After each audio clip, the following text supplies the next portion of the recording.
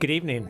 Wow, that's loud. Anyway, thank you all for coming out tonight. Welcome to the Monday, June 6th, 2016 work session of the Falls Church City Council. We're delighted to have our friends from the Recreation and Parks Advisory Board with us here, and I think we'll be speaking with you all shortly. Mr. Shields, before we get started, was there anything that you wanted to say? No, I think if it's okay with council, I'll just turn it right over to Danny Schlitt, and he will make introductions, and then we'll take the discussion from there. Sounds good. Welcome. Thank you, Wyatt. Thank you, Council. To my far right, Charlie O'Hara. In between Charlie and Steve Selby is Dr. Leslie Rye. So 3 of the current board members on the Recreation Parks Advisory Board.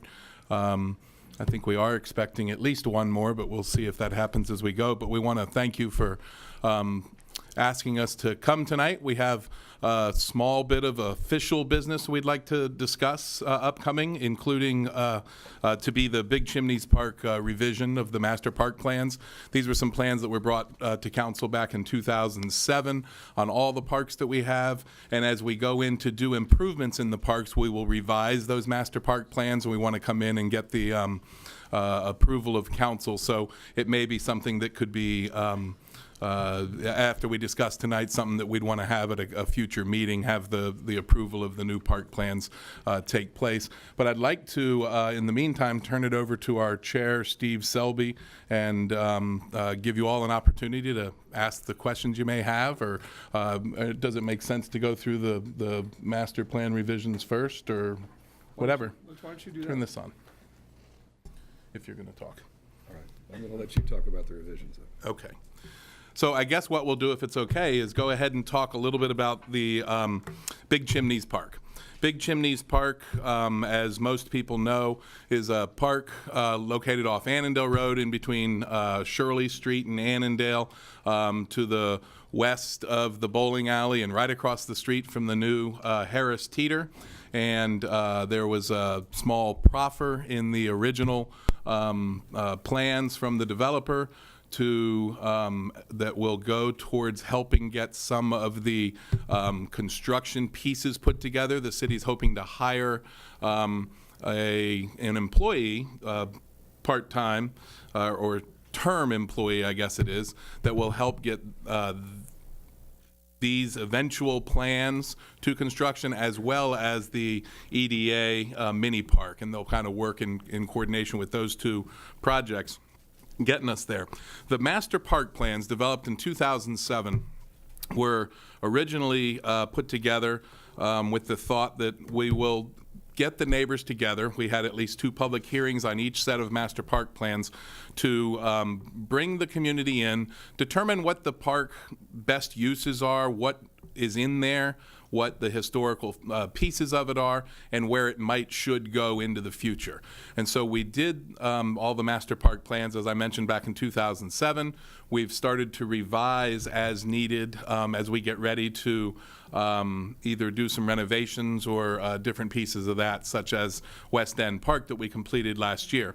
Big Chimneys Park, with the sale of the city-owned property where the new building is, has the funding available, and so we've gone through the public pieces of the revision. We've looked at it. The board has gone through and is now recommending that council take a peek and ask whatever questions you might have, and then approve this as the new revision to the master park plans in Big Chimneys Park.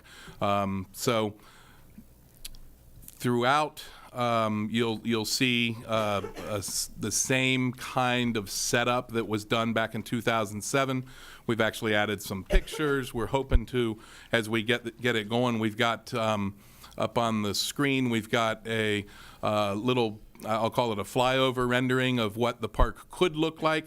I think the most important thing to remember is that this is a guideline. This is something to get us started.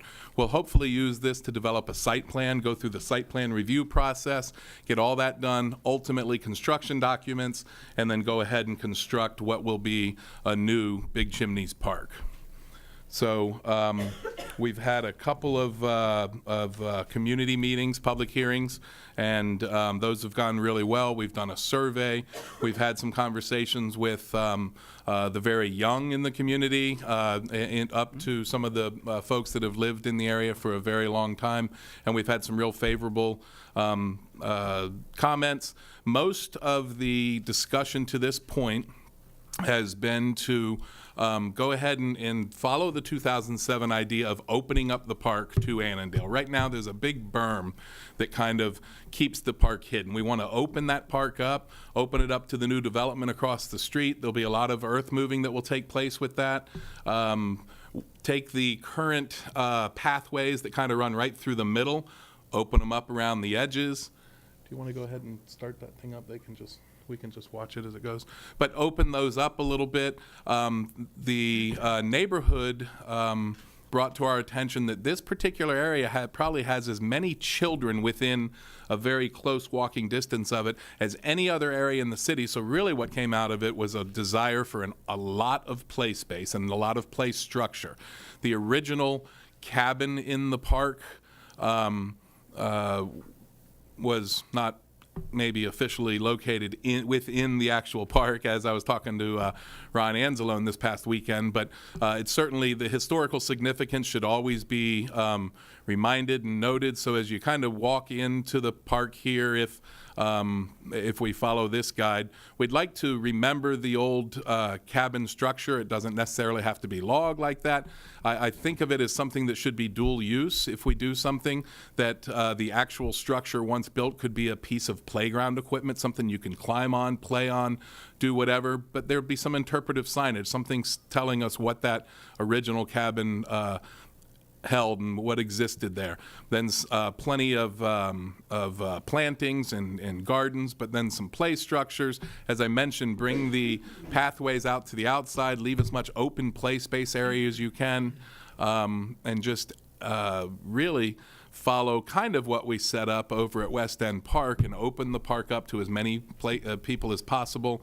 Certainly some gateway feature signage that I think was very has been given very favorable nods from the community over at West End. We would do something out front of this park and add some things like that. Back there you see an idea of some bounce back walls, something where the boys and girls can go throw a baseball against the wall, maybe throw a lacrosse ball, kick a soccer ball, something like that. Again, these are just guidelines and things that we've had discussions with the neighborhood about and have had some favorable comments about.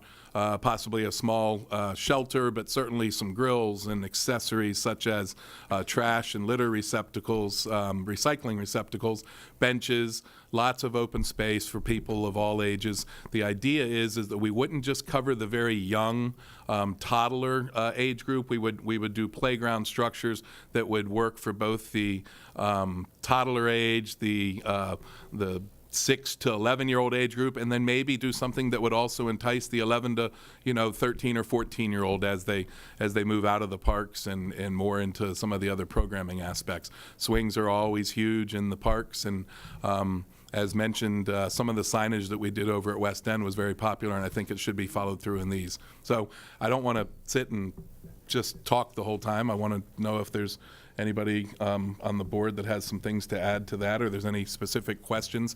And I know that we also want to get into some other topics and let you all have some discussion with the board, since this is their night to come and have a talk. I want to just say that we had a tremendous amount of community input on this. We had several public meetings. We had lots of communication by email and phone calls. We had little kids give us drawings of what they thought the park should be. And I want to say that we were so pleased to have the amount of very positive public participation and kind of come up with ideas for this park. I would just add, along those lines, my first chance to look at it came when I got on the board, and Danny, something along the lines of what a lot of you did last year, and took the tour of the parks. And I had a chance with Danny to go through the different parks.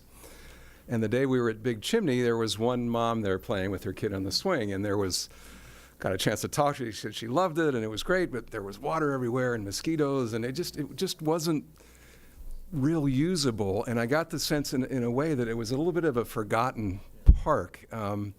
So that was the first community input I had, and I echo what Leslie said at our first meetings. The folks came out, and rather than give us the "you guys have forgotten us" and that kind of public meeting, which you guys have all been to a couple of those, was so positive, and they had such good ideas, and it really does serve a huge population, and it's a growing population with the building house. So we can really do something that'll attract a lot of people, and we welcome this continuing partnership with all of you, and appreciate the input you've had in the last couple of years just to make parks a little more visible and give us some support in these things. So that's, Charlie, you want to add anything to that? The only thing I would say is just the understanding of this is basically going to be what I describe as our urban park. It's right now within spitting distance, or at least a 9-iron of 3 of the largest developments that have been approved in the city in the last 20 years, and it's going to get heavily used, and it needs to be planned for that use. The stormwater management needs to be taken care of with regards there. So there's a lot of pieces that are going to be moved into the renovation of this park. There will be more community involvement. There will be more board involvement. There'll be more council involvement. There'll be more planning commission involvement as we move forward, because the development of the master plan is only the first step. We need to start with the design work, which will take a while, and then get the input from everybody again with regards to that design. So this is the first step. We've had many first steps. We had a first step on this in 2007 when we had the first master plan. We had a second step when the city center project was going forward, and it looked like we were going to get about $300,000 out of that. We've taken many steps backwards since then, but now it's time to take the step forward. We understand there are funds available. We need to move forward with the beginning of the planning of this, so that we're looking at the installation of this hopefully sometime in 2017, 2018, with the dedication sometime when all of us are still around. So I would like to make one more note, and Steve and Charlie both alluded to it. The park in its current status is really a big bowl, and it just really holds water, and it doesn't function the way that a usable park should. So that's something that will be different than anything we did over at West End Park, in that there will be a lot more earth moving, I would assume, than we didn't really barely touch the surface over at West End. This park will involve a lot of earth moving and water, stormwater type stuff before we even get into a construction phase. So this does require a good bit more money just to get to the point where now we can build a new park on the surface that we'll be using. If I can point one more thing, you've been given the park master plan. There is a typo at the bottom of it, which indicates this was approved on May 4th, 2015. That's actually May 4th, 2016. So this is hot off the press. So what are the next steps? I mean, you've alluded to it in some regards, but specifically, do you have those sort of mapped out? Danny's provided you with a timeline for what we've done and what the hope is to do. The first step would be the approval of the master plan by the council. Second step would be, we understand from Danny that there is, the city most likely does not have the in-house capability of managing 2 projects as being developed. So you all are looking into the hiring of somebody to manage those projects. Once those projects, once that person's in place, then there will be an RFP for the design work that will need to be done.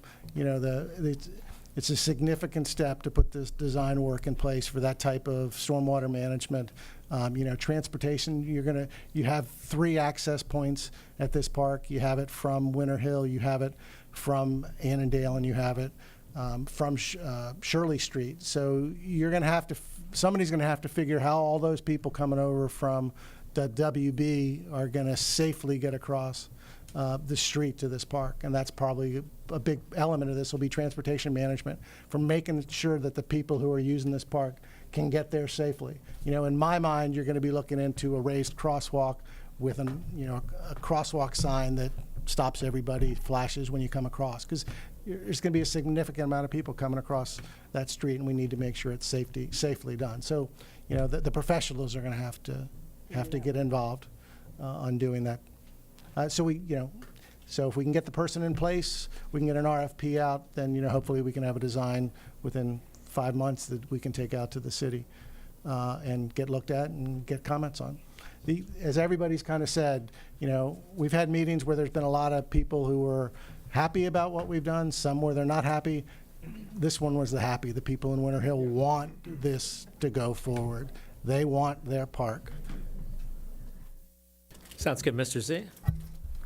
Thank you, and thank you to the Rocks and Parks Board and the leadership of Danny Schley as well to guide this effort along. I'm pleased to see that you've had public re-engagement in December and in March, and going forward here, I'm just wondering what additional kinds of public engagement are you thinking? How many more engagements, roughly the time frame?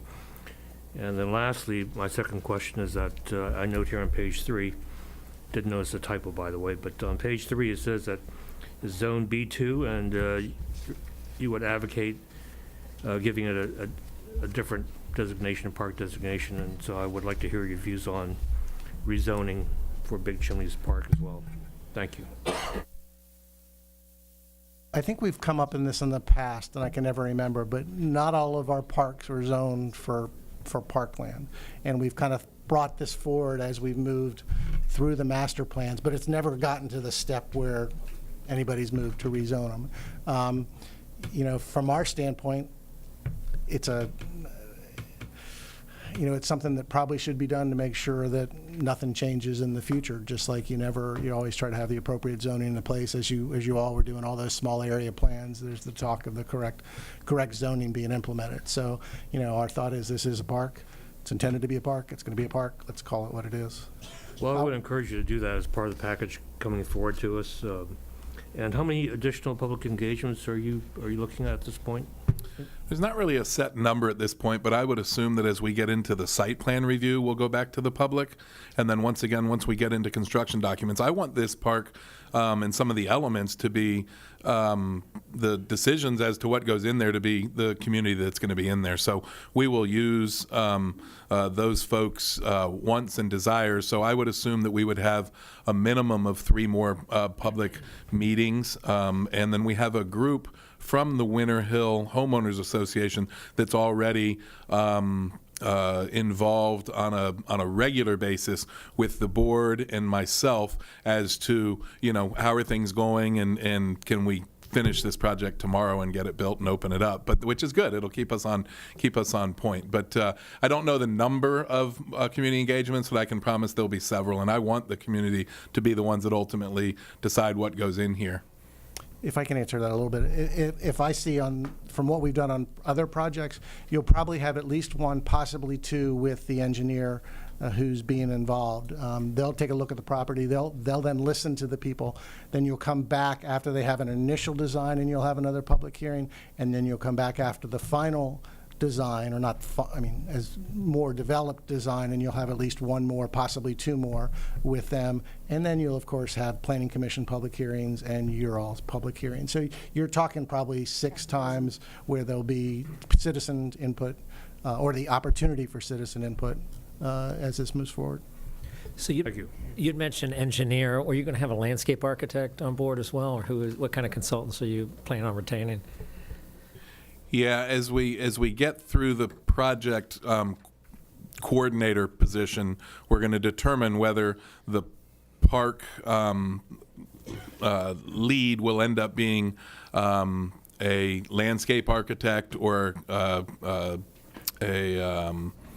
another form, but there will be landscape architecture involved if they're not subbed out by the lead. And we haven't completely figured out what we need here, and so some of that will be done when we get the project coordinator on staff to determine what we are actually looking at.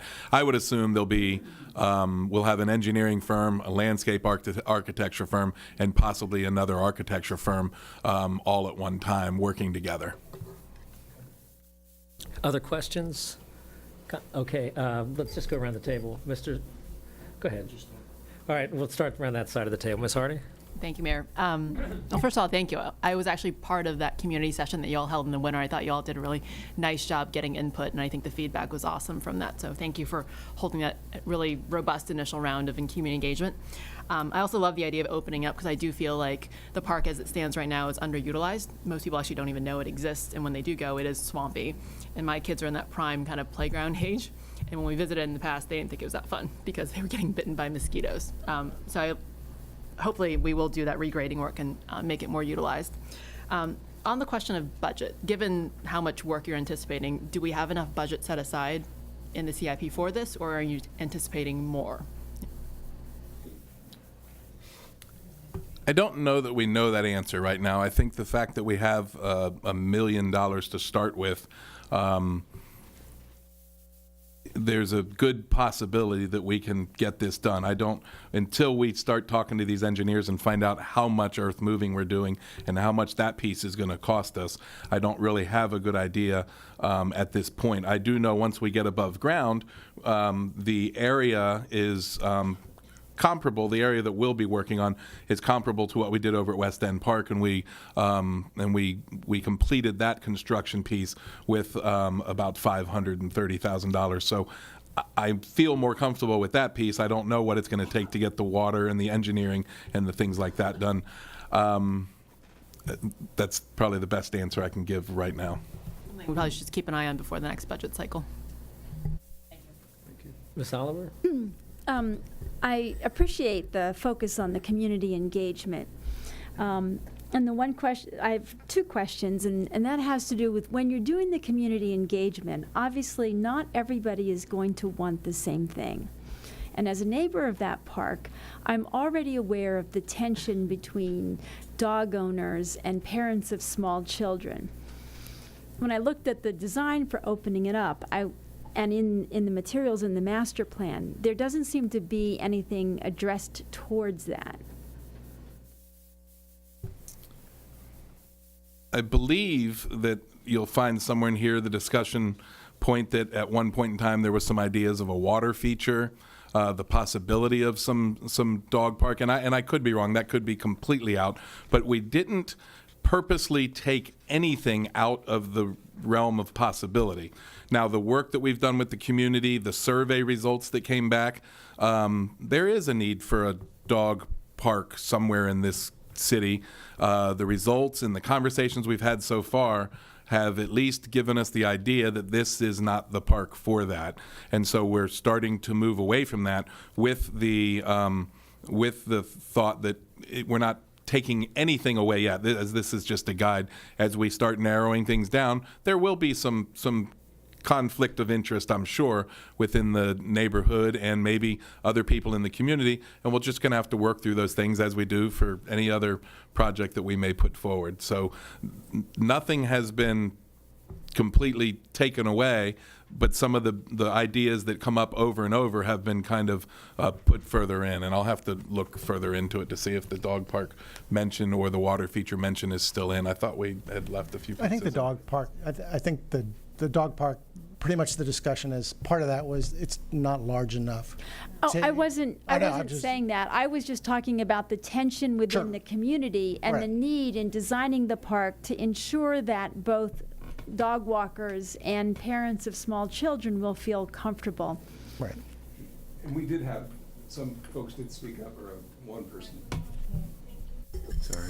One person at the public hearings we've had did speak up for the dog parks, so that was, but they certainly had their chance. There wasn't a groundswell of it. So no, you have to do it that way. There's got to be room for everybody to stand up and have their piece at least once. I sometimes during the meeting will say, now that you've said your piece 3 times, we're gonna move on. You know what I mean? But so we keep that meeting moving and make sure everybody's involved. And we had some wonderful presentations from the children themselves about their priorities and some very good drawings, which we may use as the it was a very nice moment to have the young child walk up to the director and hand over the initial blueprint of the park. But we'll listen to everybody. No, I'm just talking about the public engagement piece and the fact that there's nothing explicit too. about balancing those needs. And I'm not saying that I think that Yeah. the dog park has No. enough support. I'm just talking about the fact that there's a lot of dog walkers that go through there, as well as a lot of parents with children. Good point. And then as you're incorporating the public input, I'm curious about plans to work with Bowl America about cleaning up the back of their site so that our work isn't wasted, if you will. Good point. There's been a lot of conversation in regard to that, so we will obviously get into some conversation with the owners of that building and figure out what we can do to best make the best buffer in between the two areas, if there is such a thing. But obviously something that we've talked about. We haven't gotten to that point yet, but will happen. Thanks. When we first moved to Falls Church, we lived there on Gundry Drive, and this was our park. So I'm very, very happy that you all are moving forward, and thank you so much for your work. And thanks for the support from the neighborhood. Just a couple points. I think it's great. Keep moving. I wish you'd even shorten the timetable. And the child who gave you the picture, I wonder if he or she's also a construction manager. But no, thank you very much. Totally in support of this. Two small requests. First of all, that we do maintain an historic element, because that is the very historic part of the city. And the second one is, if we're going to be moving some significant amount of dirt, if we might find a way to do a little archaeology there in case there may be some artifacts that we could preserve.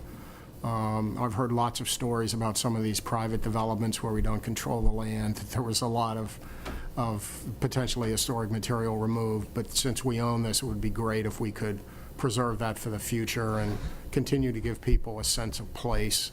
It's great today, but it's been great for several hundred years. So thanks again for all the great work. Okay, I'm sorry, Ms. Conley, Vice Mayor Conley? Just along with the history question that Mr. Snyder mentioned, it was just brought to my attention recently about the rolling road that goes through Falls Church, and I think that probably comes somewhere along Big Chimneys. So it would be nice if there was a way to tie the rolling road into the history as well as Big Chimneys, because Big Chimneys sat on the rolling road. Okay, so are there other things you guys wanted to talk about now that we're here together? You kind of alluded to that earlier, I thought. Mr. Slitt, no?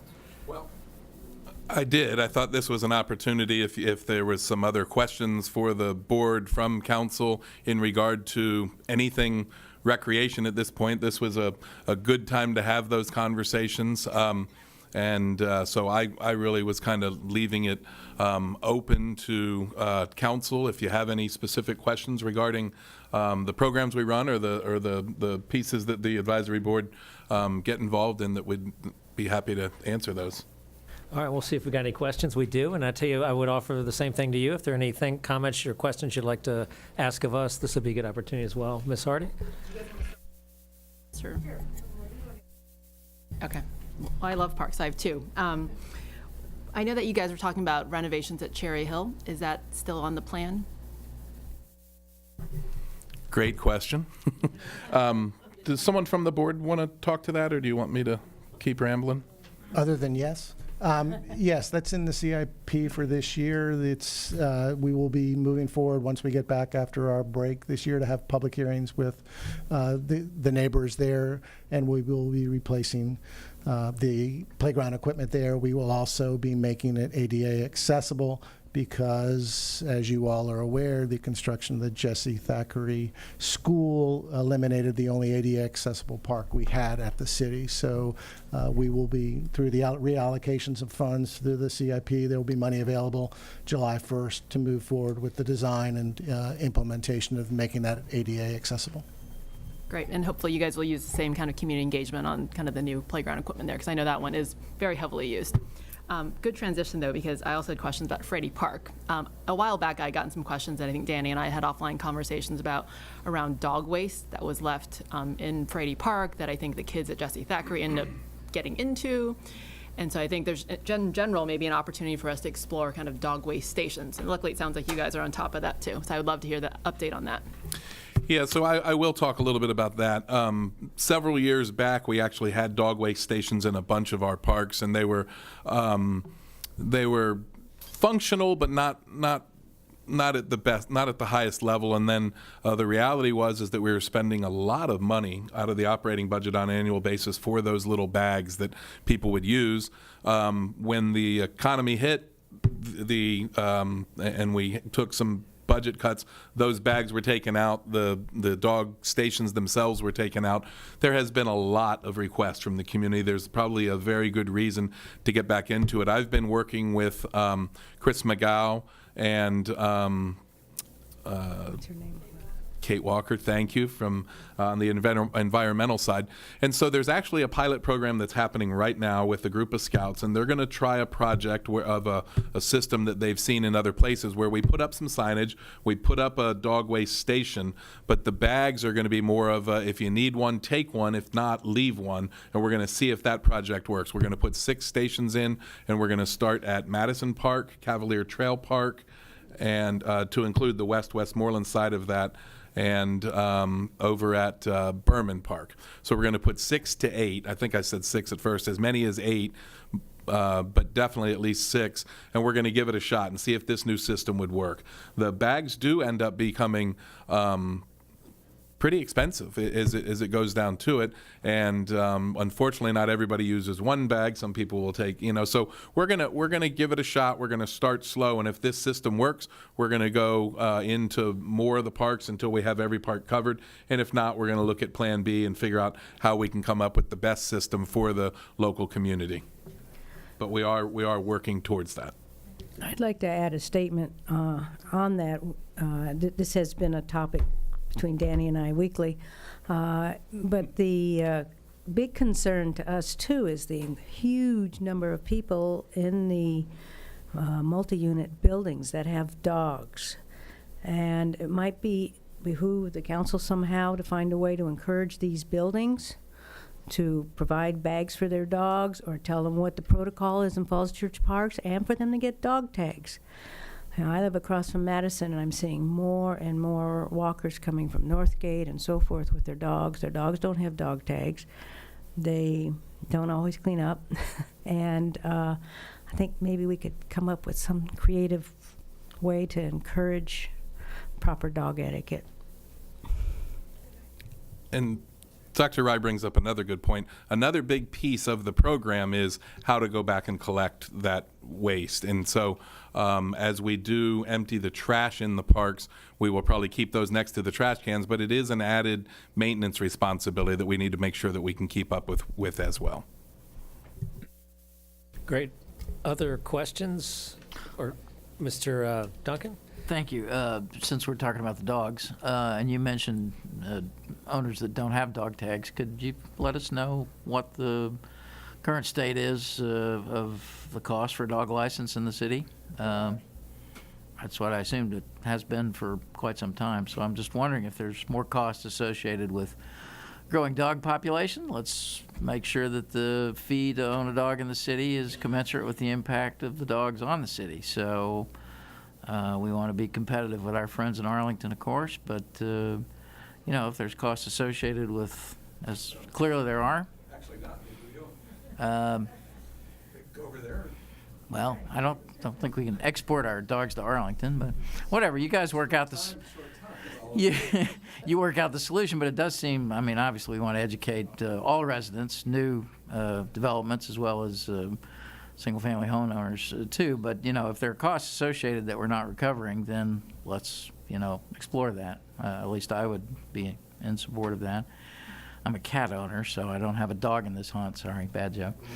Oh, bad, really bad. I didn't even plan to say that. It just came right out. The other thing I wanted to go back. I missed my shot on the chimneys. On page 5, you do refer to a water feature as something that may be added to the park, depending on the final design. I would put an oar in the water to say.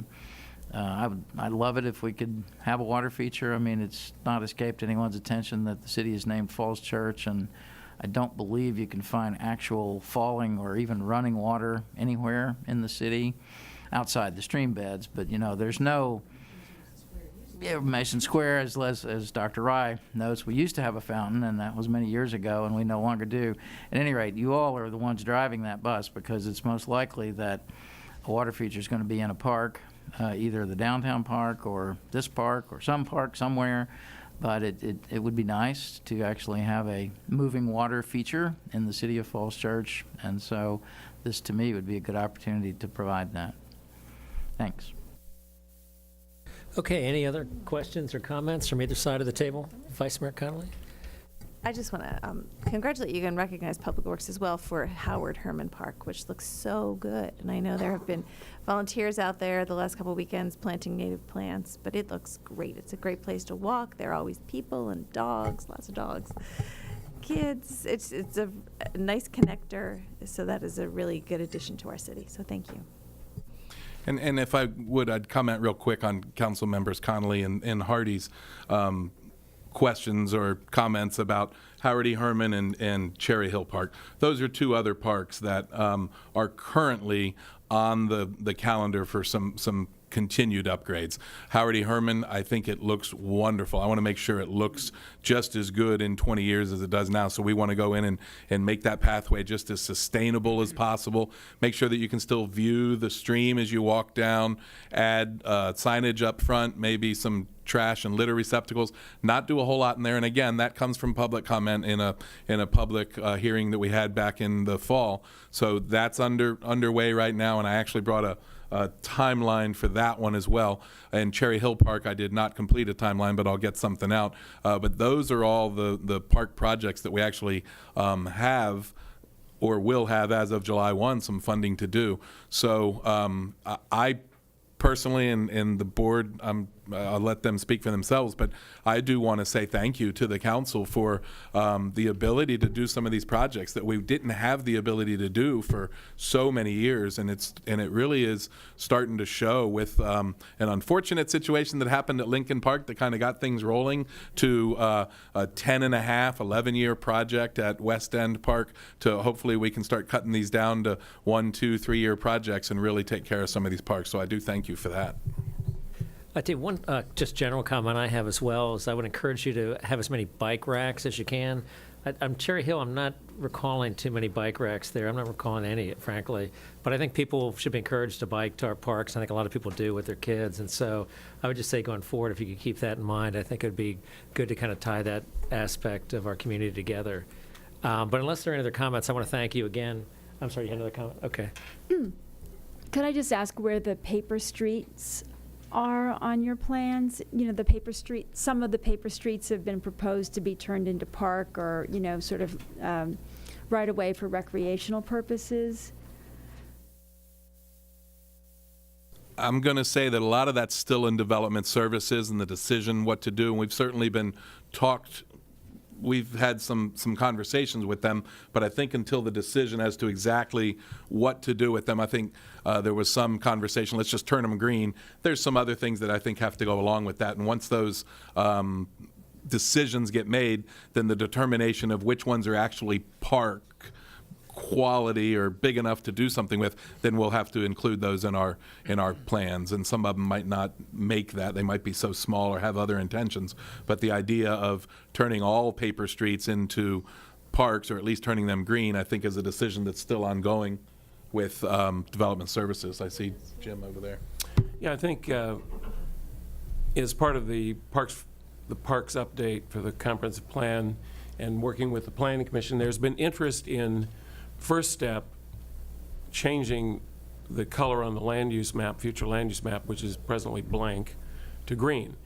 And then a process by which determination as to how each one is used, that would be a local effort. The first step is to say, we're not building a street here, but we're going to preserve it as a greenway, an open space, preserve the right-of-way there, but it won't be a paved public street, as they are not used now. And so that's step one. And then go through a process working with local people as to what should happen to that. Could be as simple as people adopting it and keeping it clean. For example, you mentioned the rolling road. There's that's Fairfax Street, and that end of it is closed, and the neighboring doctors are mowing that, and Public Works did some cleanup there and put a couple of benches. And so that's a modest example of an area that was kind of neglected. Now we've got somebody caring for it. Could be as simple as that, could be more involved. But the first step, I think, would be, and the Planning Commission, I think, would love to see this, is to make the simple step of changing the color on the map to green, on the future land use map, as a greenway, and reflecting the city's interest that this would be added to our open space inventory and use. Any other comments from either side of the table? If not, okay. Charlie? You know, I didn't have much to do the other day, so when I saw the agenda, I saw the next item that's on your list, and that's the redesignation of the Fellows Track as open space and recreation and parks. So I guess, and saw that you were referring it to the Planning Commission. Did you have any plans on referring it to the Rec and Park Advisory Board for comment, or is that just going to be discussed next? Well, I'll tell you, I'm not sure we have a plan just yet, but Mr. Shields, sounds like you have something in mind. The formal referral is to the Planning Commission, but we would want the Rec and Parks Advisory Board's review of it as well. And I know you've reviewed this property in the past as well. Okay, well, thank you all for coming out and all your fine work for the city. The city is really, the parks particularly, have really taken off, it seems like, in the past couple of years. So our hats off to you, and keep up the good work. Thank you. Uh-huh.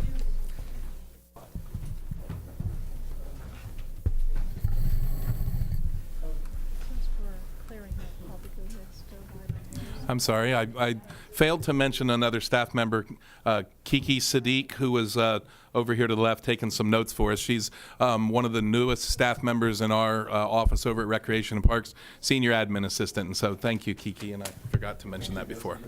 Thank you very much. Thank you all. So why don't we move on to the next item? What's going on?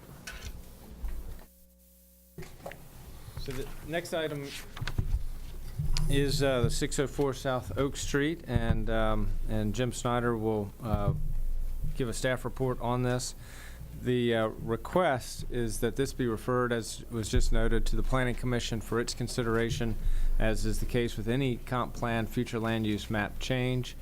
And so there doesn't, you know, in terms of the merits of it, that's not really the decision that you would need to make tonight. Rather, this would be just as the gatekeeper to start the discussion and have the referral out to the appropriate boards and commissions, and then it would come back to you for formal action in August. And that timeline is driven by the needs for advertisement and things like that through the Planning Commission. But with that brief introduction, I'll turn it over to Mr. Snyder.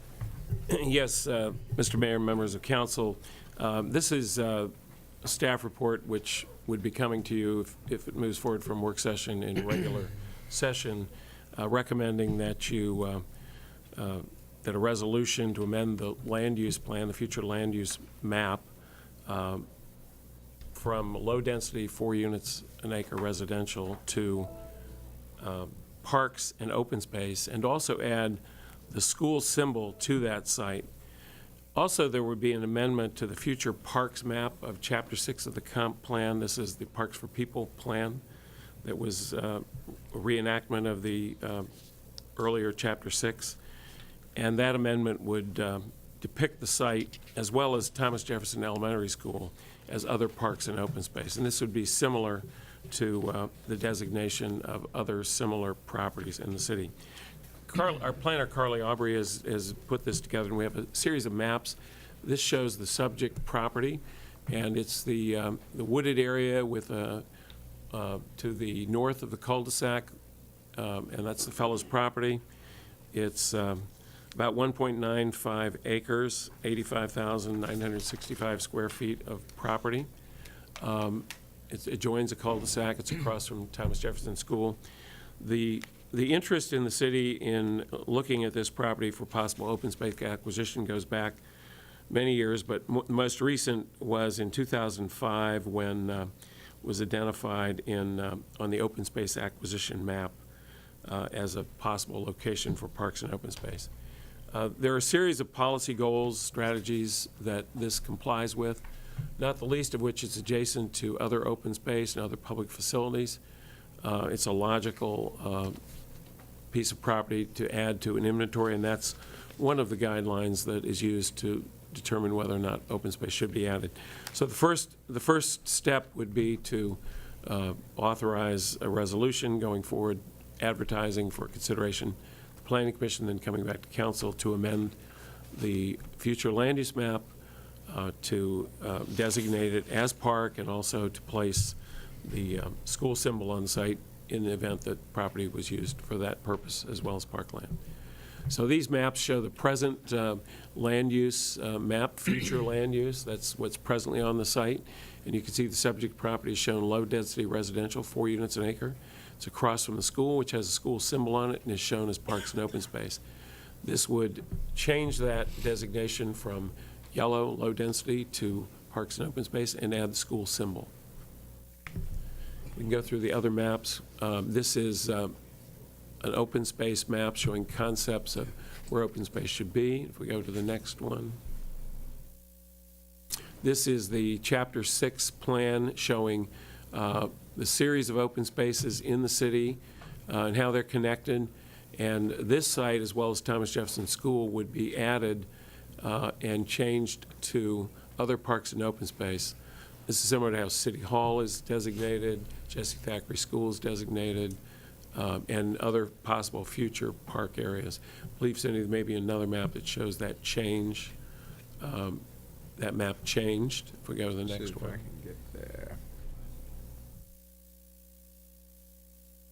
And this shows that pattern in place with the school and the site shown as a change to other parks and open space. So this is an amendment to Chapter 6, the comp plan, the newly adopted Parks for People plan.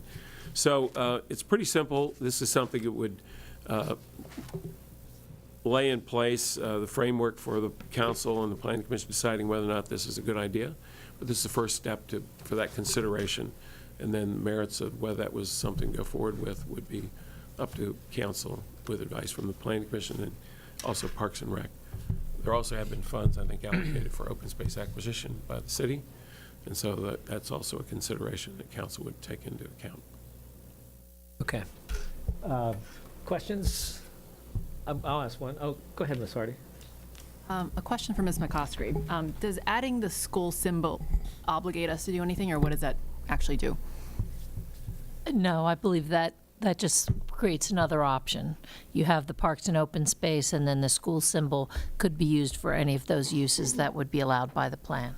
So it doesn't limit us to only No, school purposes? no, it doesn't. And the zoning remains on the property, so it can remain in the use it currently has, but that just would signal the intention that someday in the future it might be used for open space or parks. My second question is around how many other parcels or lots of this size do we have adjacent to other either parks or public buildings in the city? I know land is at a premium, so I think it's just important to know kind of what else is out there. In terms of parcels, I think this is one of the largest.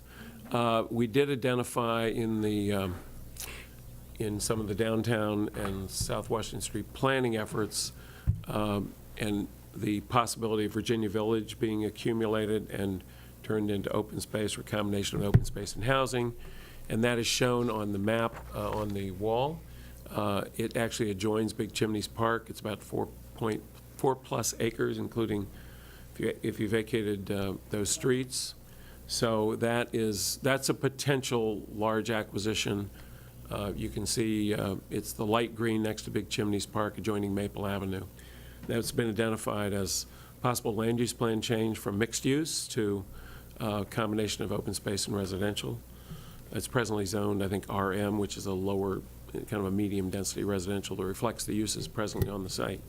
So that's probably the biggest opportunity in terms of space that might over time be turned into open space.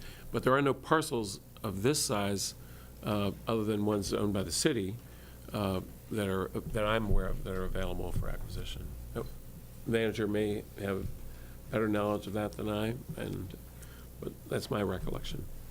Yeah, I think that it's certainly true that it's the largest, very lightly developed residential parcel in the city, the last of the largest remaining such site.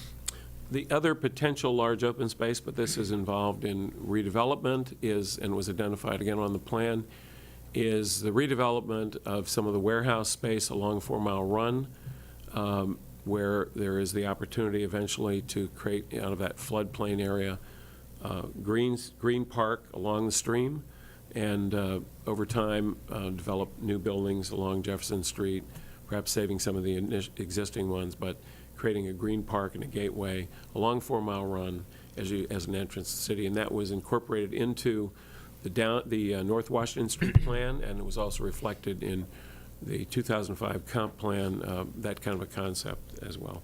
So that's another area where there's potential for significant green space of some size that would connect to trails and other facilities. Vice Mayor Conley? Just a question about the school's flag designation. Thomas Jefferson Elementary does not have one right now? There And- is one on the future land use map. Yes, ma'am. Oh, I thought we were adding it. We would be adding the green and the flag on the adjacent property. On the 604 Okay. South Yes. Oak. But I think they currently exist. We went back, one of the first maps showed that this was the subject property, and then right next to it, there it is, right there If you can see on that this. map. And see, so that property has the school's designation. So where else in the city do we have a school's designation? Jesse Thackeray, you mentioned. Well, or no? we have them outside the city, actually, I think where the high school is and the middle school is and where the other school, Mount Daniel Where Mount is Daniel is, located, they yes. have schools designations. Yes, they do. Dog park somewhere outside. Does St. James School have a school designation? I'm sorry? St. James School? No, this is public schools, I believe. It is that public flag schools? designation. Yes? Yes. I would have to study it. Looking at the legend there, it doesn't say public schools, but I think that's probably where you put them, indicating that sometime in the future you would want to put a public school there, because you wouldn't have control over where private schools go necessarily. They wouldn't have to have such a designation. Schools are allowed in many of the zoning districts, everywhere, even where this is more of a designation for the future use, I think, for the public. Okay. So then there are 3 different options listed. It will allow for its future use as a park and/or school playground or facility. So that means a park, a playground, and facility means building? It could Facility mean a building. means- Could mean a building. What else could it mean? Parking lot? Gym? Pool? Could it be any of those things? How wide open is that definition, facility? Well, those I think would be determined, those would have to be determined as a part of other actions.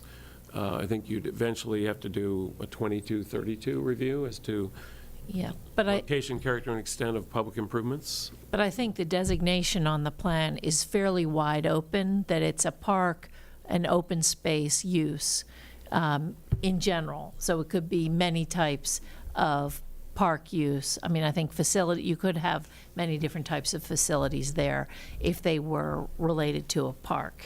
Right.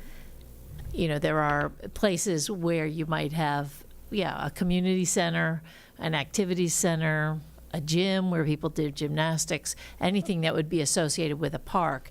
The land use plan designation, remember, is general. The zoning remains on the property, and the land use plan is more of the general framework of the kinds of uses we would want to see, and isn't so specific. And just as a reminder, the school and this property in question are both zoned R1A residential, and they would presumably remain so. So there are limits of coverage and height and so forth that go along with those designations. So this gives us a lot of flexibility. Yes. Mr. Z, did you have a question? Actually, I do. I want to amplify on the kind of reasoning that Vice Mayor Conley brought up. And let me just say at the outset that I'm comfortable with changing the land use to parks and open space. I'm vastly less comfortable with the addition of playgrounds, school facilities, and I think it imposes a kind of artificial constraint that we don't necessarily need to work under at this point in time. We can always come back and do some reclassification later on, but I think that everyone understands parks and open space, that designation, and doesn't start the clock running to do something else. I think that a clever lawyer could take a more expansive, more diverse classification and turn to their own devices. And not that I'm saying that lawyers as to lawsuits for the sake of buying time, but I think that's been known to happen. So let me just say I'm comfortable with parks and open space. Anything beyond that, I don't like. Thank you. Okay, other comments? Mr. Duncan, go ahead if you had something. I just, when, Jim, you were talking about the aspirational designation of the land over on Maple Avenue. Yes. For potential acquisition, it just caused me to think whether we might have a public process where we look to more broadly across the city at other places where this sort of activity might be contemplated. Just looking at the TJ overhead shot, you know, in my time here, I think all 4 of those houses on Seton Lane have changed hands, have sold, some of them maybe more than once. And, you know, it would make some sense to me at least for us to have a discussion about whether there are other parcels adjacent to the one that we're talking about here tonight. For instance, on the other side of the Fellows Court cul-de-sac, that in the long run might be candidates for an aspirational designation and potential acquisition. Not anything we're going to do, you know, in the very near future, but just in terms of planning the city over the long, and I mean long haul, it might make sense for the city's budget to have some plans built in for opportunistic purchases of lands that were designated thusly for future open space or schools needs. Okay, let me just for clarification purposes, so this property, based on what we've heard tonight, would have a designation that would allow the property to be used for open space or park purposes initially, but over time, if, for example, the need arose to expand TJ, that would allow for that as well, is that correct? Well, I think that the school designation certainly would allow for that. I mean, currently the zoning allows for many of these things. It allows for schools under the R1A zoning. So this is more of a, what is sort of the future vision overall for the plan. But I think those things are all allowed currently under the actual zoning that exists on the property. And yes, with these combined designations, I think would provide for whichever of those uses council decided. So that would give us maximum flexibility going forward to use it for open space purposes, or if the need arises, if TJ, if and whenever needed to expand, that would allow us that possibility as well. Yes. I think that some of that is probably already allowed. It's not a question really of allowed, but that would indicate that these might all be the kinds of things you would want to do sometime in the future. Okay. Are there other questions, comments? Okay. Thank you very much for your time. We appreciate it. Okay, so we will have this on the agenda then for the 13th for the council to refer it out formally and start the process. Okay. And the request is similar for the next comprehensive plan, future land use.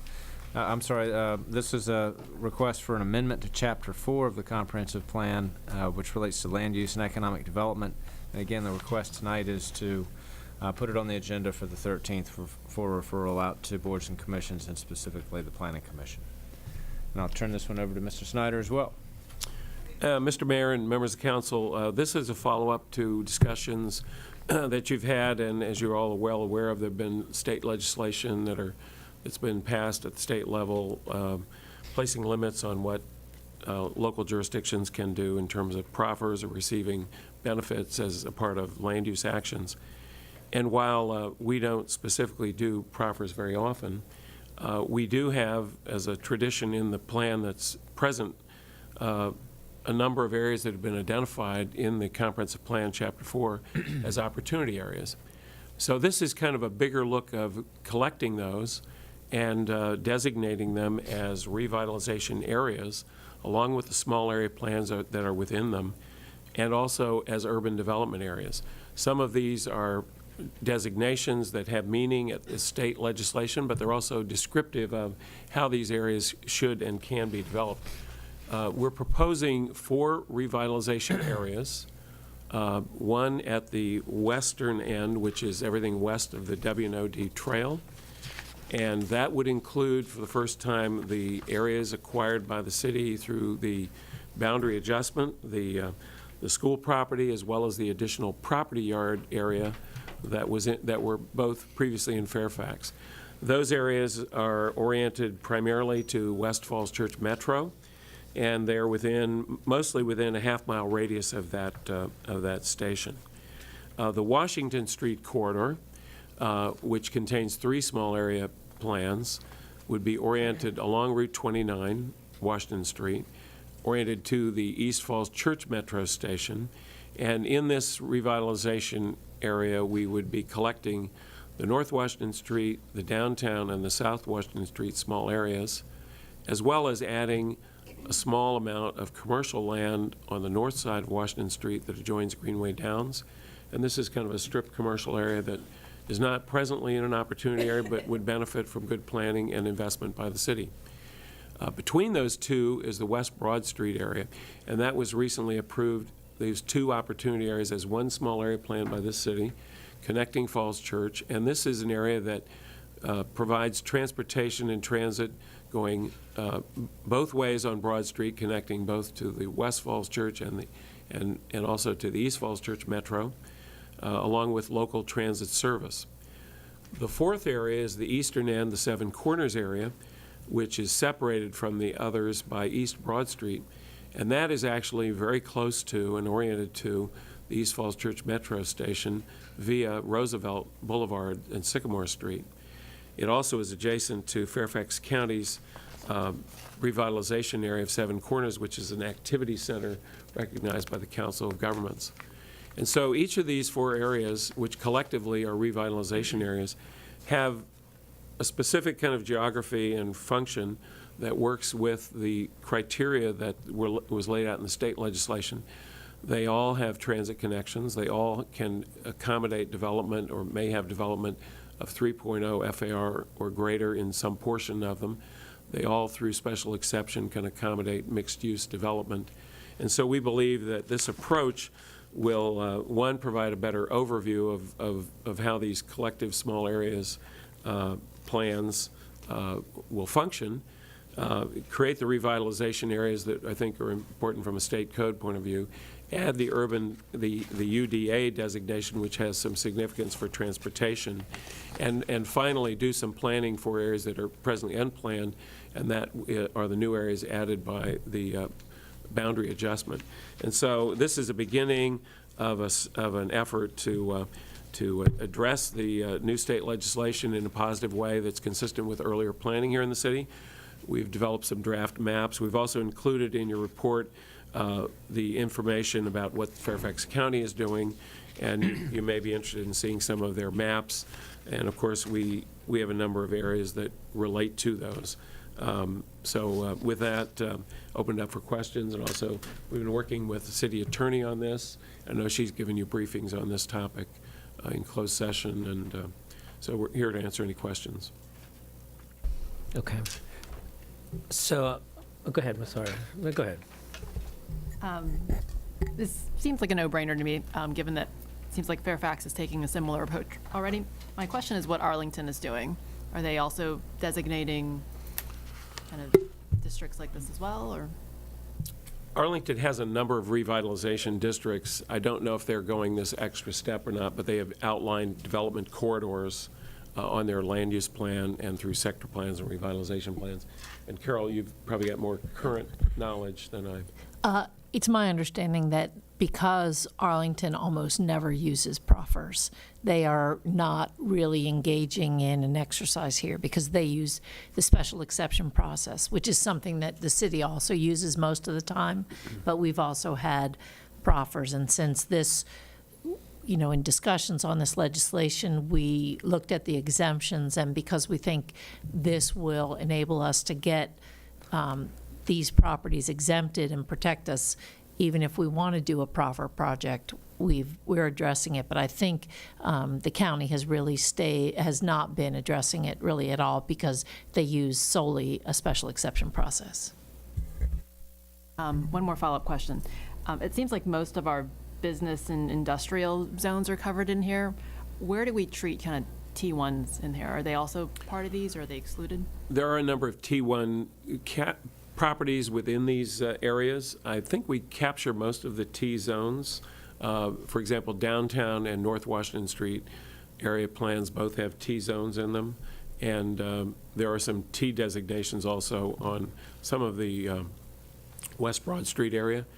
These maps also include the additional properties that were added as part of Mason Row.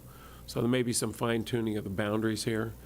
And we've added the little strip along Washington Street to the west. Some of those are Plan T. So I think this helps us somewhat in that regard. But I think it doesn't, we can do an examination. Are there any that aren't in that? But mostly it includes, I think, most of the T properties. Future T, not current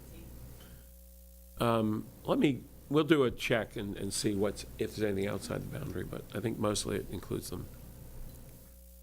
For the benefit of our citizens, they're not going to see really any change. In other words, we're not really making a major land use change as far as our ideas for the future. This isn't a change to our small area plans we've approved. It really is trying to address the state legislation that can be more restrictive on certain communities, particularly those that don't adopt these kind of revitalization districts. In some ways, it's maybe a safe harbor for some of the recent legislation. Would that be fair to say? I think that's a fair statement. I think that's correct. And I think given, as Mr. Snyder indicated, most of these areas are already included in planning opportunity areas that the city's been looking at and talking about how redevelopment might occur there. And these revitalization areas essentially just reinforce that these are places where certain kinds of development may be encouraged. Okay, so for those maybe reading about this at some later point, we're not changing necessarily what we want there. Right. It's really sort of a technical designation that we're contemplating tonight. Would that be Yes, fair to say? and it would not change the zoning, and it would not change the future land use map. It's a map similar to what's presently in the comp plan, which shows the opportunity areas outlined, but it connects them and adds some additional properties for potential area. I think it also maybe helps explain how some of these areas work together. For example, we did all the Washington Street corridor plans in sequence, and they do to some extent operate collectively. We combined the West Broad Street area, two areas into one, and of course we're going to be looking at the West End. So I think functionally it's of some benefit just to explain how these various parts of the city could work and how they connect to transportation and major corridors in the city. And Fairfax, as you said, is doing similar exercise, again, based on the same recent state legislation. Well, yes, and they have done theirs. I think they put a memorandum together by their director with consultation from their city attorney, county attorney, and they have a map that explains each of their areas. It's also useful for us to, and we'll share this information with them, for us to collectively know where are we doing revitalization, renovation, transit designations. So I think it's a useful exercise on both sides. Okay. Are there other questions or comments? Just Mr. one. Duncan? Thank you. Just one comment. I want to commend the consistency of the Florida area ratio language that's in the document that we have before us here. And Washington Street corridor density of greater than 3.0 Florida area ratio is recommended. East End revitalization area density of greater than 3.0 Florida area ratio is possible. West Broad density of greater than 3.0 FAR is already present, and it's possible in future redevelopment projects. This is just making very clear that the small area plan process that we've gone through up to date really does have some targets in it for what we aspire to do and to be in these critical corridor sections. And of course, the economic implications of that are significant, but I just want to know that want the public to be aware that if we sort of approve this, that reinforces what council's policy is in regards to what we would hope to see.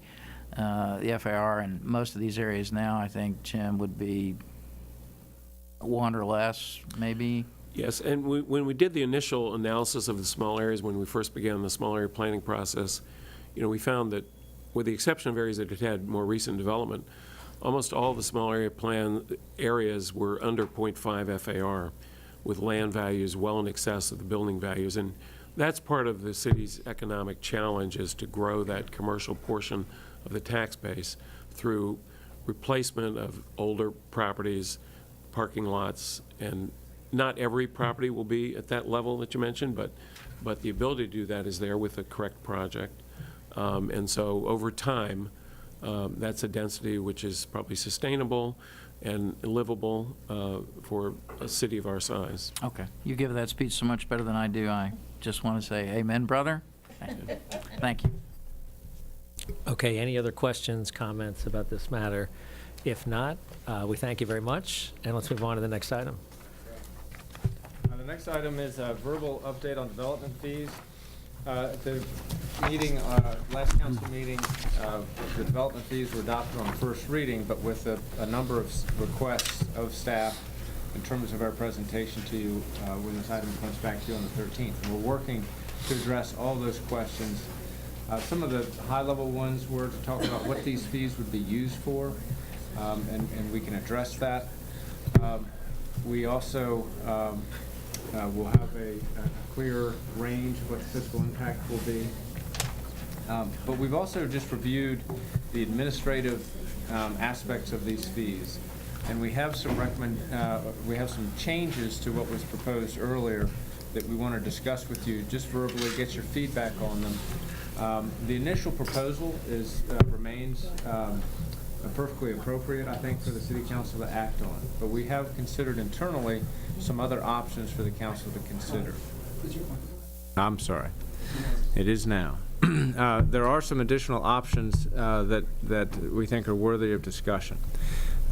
Specifically, there are 4 changes that we're contemplating in terms of potentially making the impact on people who are trying to do construction work, particularly in the residential sector, a lower impact.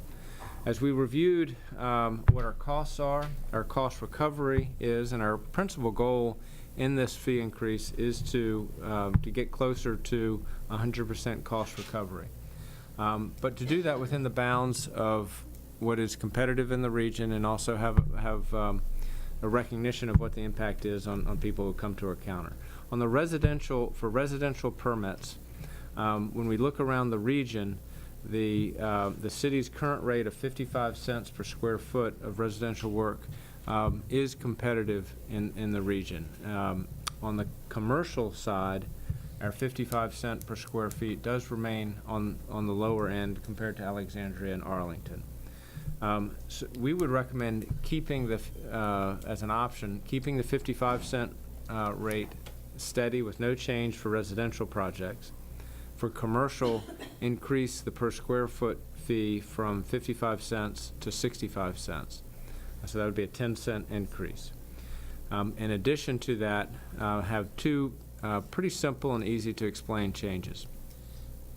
For development services, which currently administers a technology fee, add to that an additional 10% for administration, and keep them so designated, 10% for technology and a 10% charge for administration. For public works, to administer a new fee of 10% for technology only. We had originally proposed 10% for administration for public works as well. We think it's a viable option to take that off the table. And the reason for that is that the counter for DDS really is sort of the central administrator for building permits, and they are the ones that incur the greatest administrative costs. And we think that in terms of explaining that to the public, that it's easier to explain that way. And that is a significant increase in funds that will help better cover our costs. For DDS, there are, for Public Works, there are a range of increases for right-of-way use fees and things like that, and we recommend that those remain as proposed at first reading. Those will take us a step closer to covering costs and bring us more closely in line with our neighbors. DPW, as I've indicated, or as we've indicated earlier, does not have the goals of as full cost recovery as we have been working for in DDS, because they do so many other tasks. It's really a small portion of their time is on the administering permits relative to DDS and the permits review and inspections team, where that is the majority of what their job is. So that's a quick summary. And let me ask Jim if I've left out any sort of key parts of what we've been discussing over the last week. I think the manager's explained it well. Again, the residential, we'd be competitive. We're slightly higher than Arlington, but we're not as high as some others. And it would be simpler to keep that one number that holds homeowners and people who are doing renovations or additions harmless in terms of that number, but still be as competitive. As you mentioned, the commercial side is a little low. So going from 55 to 65, that 10 cents, that's about 20% plus increase. And then as the manager mentioned, the counter on the third floor takes in the paperwork and the fees and issues permits, including those of Public Works. So that is where most of the administrative part of that operation takes place. And as we've looked at it, we don't think it's difficult to have separate 10% for technology and 10% for admin. Public Works technology fee will help them get computers and extra screens, and it's not a huge amount of money, but will give them some more flexibility in a tight budget year to add equipment and things like that that would be helpful to them as they begin to do more technology-related review. Okay. Questions, comments? Ms. Hardy? Just to clarify what we reviewed at first reading, my note said that we had, for the residential permit fees, we were proposing renovations stay at 55 cents, and that it was new space that would go to 65, and now we're proposing that all residential permits would stay at 55, correct? That's correct. Okay. And then commercial was originally proposed to be at 75, and you're saying that's too high, let's go back down to 65 cents? Yes. Got it, okay. And do any other jurisdictions try to differentiate based on complexity like that, or do they all have a flat rate per square footage? They tend to have one rate for residential and one for commercial. As we looked again at the renovation and the new and the residential, it gets complicated, and we think it'd be far better just to leave it at one number. The present number is competitive, and I think that makes it easier for people who are doing renovations, small contractors. As we talked it through with our counter staff and others, that was far preferable. And the commercial side, again, these are still significant increases on the commercial side, and but trying to keep those within a range of reasonableness. Some of the numbers were pretty high when you added them all up, and I think the Public Works fees, they're trying to get much closer towards what it's really taking them to do their work for grading plans and particularly commercial site plans, which can be very involved and take a lot of time. So it was helpful for us to be able to go back and talk through, and it was a collaborative discussion between Public Works Director, the manager, myself, and others about what the right balance was. So we think we're in a pretty good place with this recommendation, if you agree. Vice Mayor Connolly? Mr. Snyder, when you presented at our meeting last month, you had a little equation or a little math problem that showed what the increase would be for the average house. Can you do that again with these new numbers? We will be doing that. We haven't done that specifically. We also are working on the metrics piece. So if this goes forward for advertising, we will be trying to put together those based on these new numbers, if that's something council agrees is a proper way to go. And again, we're looking at separating, keeping the admin and tech as separate items, and only having tech for Public Works at this time. Okay, other comments, questions? Alrighty. I think that's your feedback. Okay, so we will then proceed with developing all of our analysis of the staff report based on what we've reported out tonight, if the council's comfortable with that. Again, have the ability to adopt the higher rates because that's what was advertised and that's what's done on first reading.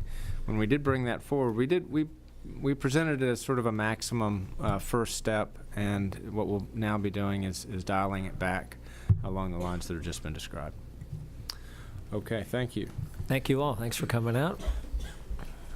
Mr. Snyder, do you have something you wanted to say?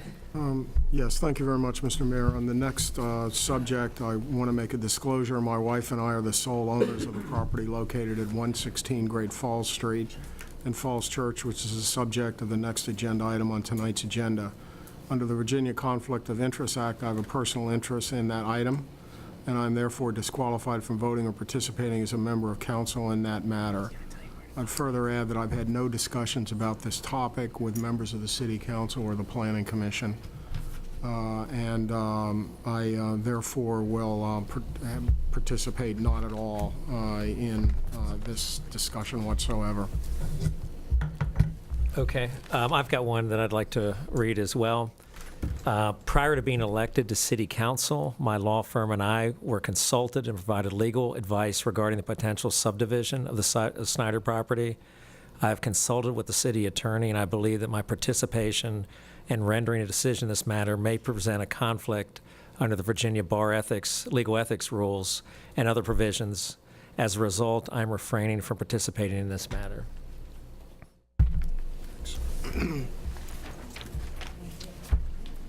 I tell you, I'm going to turn this over to Vice Mayor Connolly and let her run the show from here.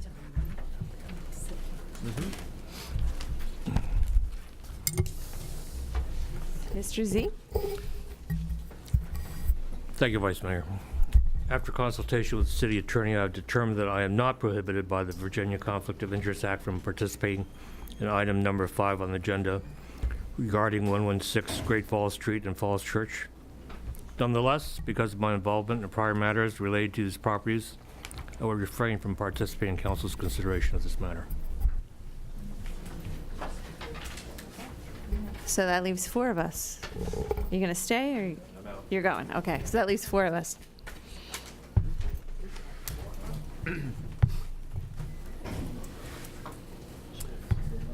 Do you want me to make any introductions? No, that was plenty. Thank you, Wyatt. Thank you, Vice Mayor, and members of council. What I'd like to do with the time we have here is briefly introduce the item, turn it over to the applicant team for a presentation, and then take it back to the staff memo. If I may, then, this is an application before you for your sort of discussion. There's no scheduled action item on this. This is for discussion purposes only tonight. The applicant has brought forward a request to do both a rezoning and a subdivision, and there's information in the staff memo about what those mean. And the context for tonight's work session is to get a sense of what's being applied for, what's some of the background in terms of the city policy, as well as a court case that was heard on this previously, and then what are some options for moving forward with the application, and then for staff to get a sense from council of whether they're willing to entertain this as a rezoning application, and what things are most of concern or interest to them as it moves forward. So with that, I'd like to go ahead and ask the applicant team to go ahead and make a presentation. And what is being passed out is a paper copy of this. Is this what you're planning to speak off of? Yes. We're having some technical difficulties, so we're not able to put it on the screen, so we'll just go off of the paper. Hi, my name is Sarah Snyder. I'm the daughter of David Snyder and Edith Snyder. And I apologize because this is my first forum doing this. So if I am a novice, so if I am doing anything incorrectly, please correct me. But what I wanted to do is first give you an overview of the project and the plans and kind of give you an idea as to how this project has come about. And then to discuss some of the concerns from the neighbors and kind of move forward from there. And I also want to thank you, though, for taking the time, as well as the city staff for working with us. They've just been wonderful, so we really appreciate all of your time today. So this project would affect the Maple Avenue area right off of Great Falls Street. And as you can see, you have the view of the Maple Avenue today, which includes the 3 historic homes of the church's property, as well as the backyard, side yard area of my parents' property, which is that fence area. The proposed changes you would see below is an artist rendering of what that would look like. So that includes the 3 historic homes with parking in the rear, and then an additional home as well that I would potentially be building. And so if you want to move to the next page, the proposed house plan, you'll see would include removal of the fence. There's a pool. We'll talk about that a little bit later. But the artist rendering, I had worked with NDI, New Dimensions, Inc., to come up with a house design that does follow, I think, what the residences in Falls Church typically look like. So trying to maintain that traditional feel.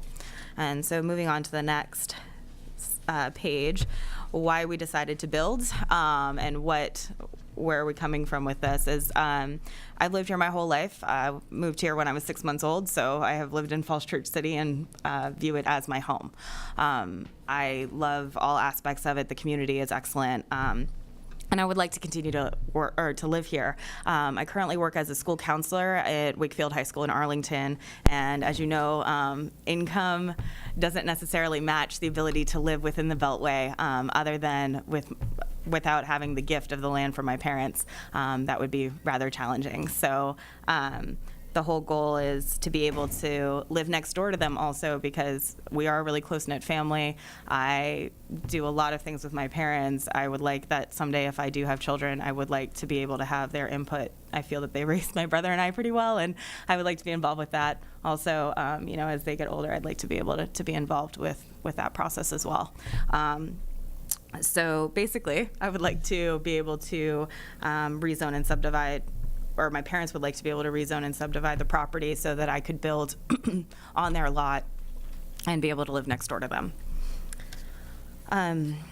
So how this project all began, we discussed this. It was initially a joke in the family. We would create like a little Snyder housing area. And so then we realized that we had a significant amount of property, but it's zoned R1A. But regardless of the zoning, because it's a historic home, it requires the 11,250 square feet. And so the total size of my parents' lot falls about 1,400 square feet short. And so as a result, we wanted to go through a process that would accommodate the existing historic property while also maintaining the 7,500 requirement for a new home development. So accordingly, we actually went to our neighbors that weren't the church originally to see if we could potentially purchase the land from them. And unfortunately, after a year's time, we found that they had ulterior designs on what they would like to do with the property, including potentially making that whole corner area a townhouse development. So that was, of course, not what we were interested in. We want to maintain the historic homes. My parents and my father in particular is a history buff, and that's very important to us. So maintaining the residential and historical feel of that community is very important. So with that, we decided to cut ties on that, and we approached Columbia Baptist Church and Brett, who's the representative for Columbia Baptist, and to see if they would be willing to sell us the additional land that we required. And it just so happened that at the same time, the Columbia Baptist was also looking toward to seeing if they could potentially use some of their lot square footage with their historic homes to see if they could add additional parking. And so we thought it would be a good idea to maybe lump those things together to see if that would be plausible. So basically, we decided then to do a joint rezoning and subdivision plan to meet multiple goals. So a question that keeps coming up has been, and this isn't on a slide, but has been, how does this proposal from the church's side differ from the 2007 proposal that they had earlier? And it differs in a number of ways. But really what I want to say too is that the church, when they had originally made the proposal in 2007, I think weren't aware of the neighbors necessarily and what their concerns were about the property. But working with Brett, I want to say that he and the church has been really forthcoming. They've understood the fact that the neighbors really want to be informed with everything. So we've tried to make sure that the neighbors are informed. We've tried to make sure that we're hearing all their concerns. And I appreciate the fact that the church has been so open with their intentions and what they're planning on doing. And so those motives have been very open to the public. So with that, we also wanted to talk about the goals that we needed. So the church needs additional parking. They have a very large following, and they could use additional parking. We want to build a new home, and we'd like to maintain the existing historic homes that are on that lot, as well as to ensure the residential feel of the lot. Because currently, and if you flip to the next page, what we've done, actually, I kind of want to flip to the page after that to benefits to the community, primarily because currently, if you notice that large fence that's there, it's about a 6-foot fence in my parents' property, which contains in it a pool, which is an attractive nuisance, and there's a daycare that happens at the church. And so we think that actually takes away from the residential feel of the neighborhood because it divides everything with this large fence. And so that would be taken away. The pool would be taken away, the fence. We would do a lot of landscaping. I love trees. That's why I love Falls Church, one of the main reasons. And then, you know, what the church would do would be making sure that the historic homes, the curb cuts, and the driveways would move to the back where their parking lot would then be. And that would also try to help maintain the street landscape as well. And so if you flip backwards, I'm sorry, one more, to what we have accomplished so far. We've signed an agreement with the church to purchase the 1,400 square feet of land pending the approval of the subdivision and rezoning.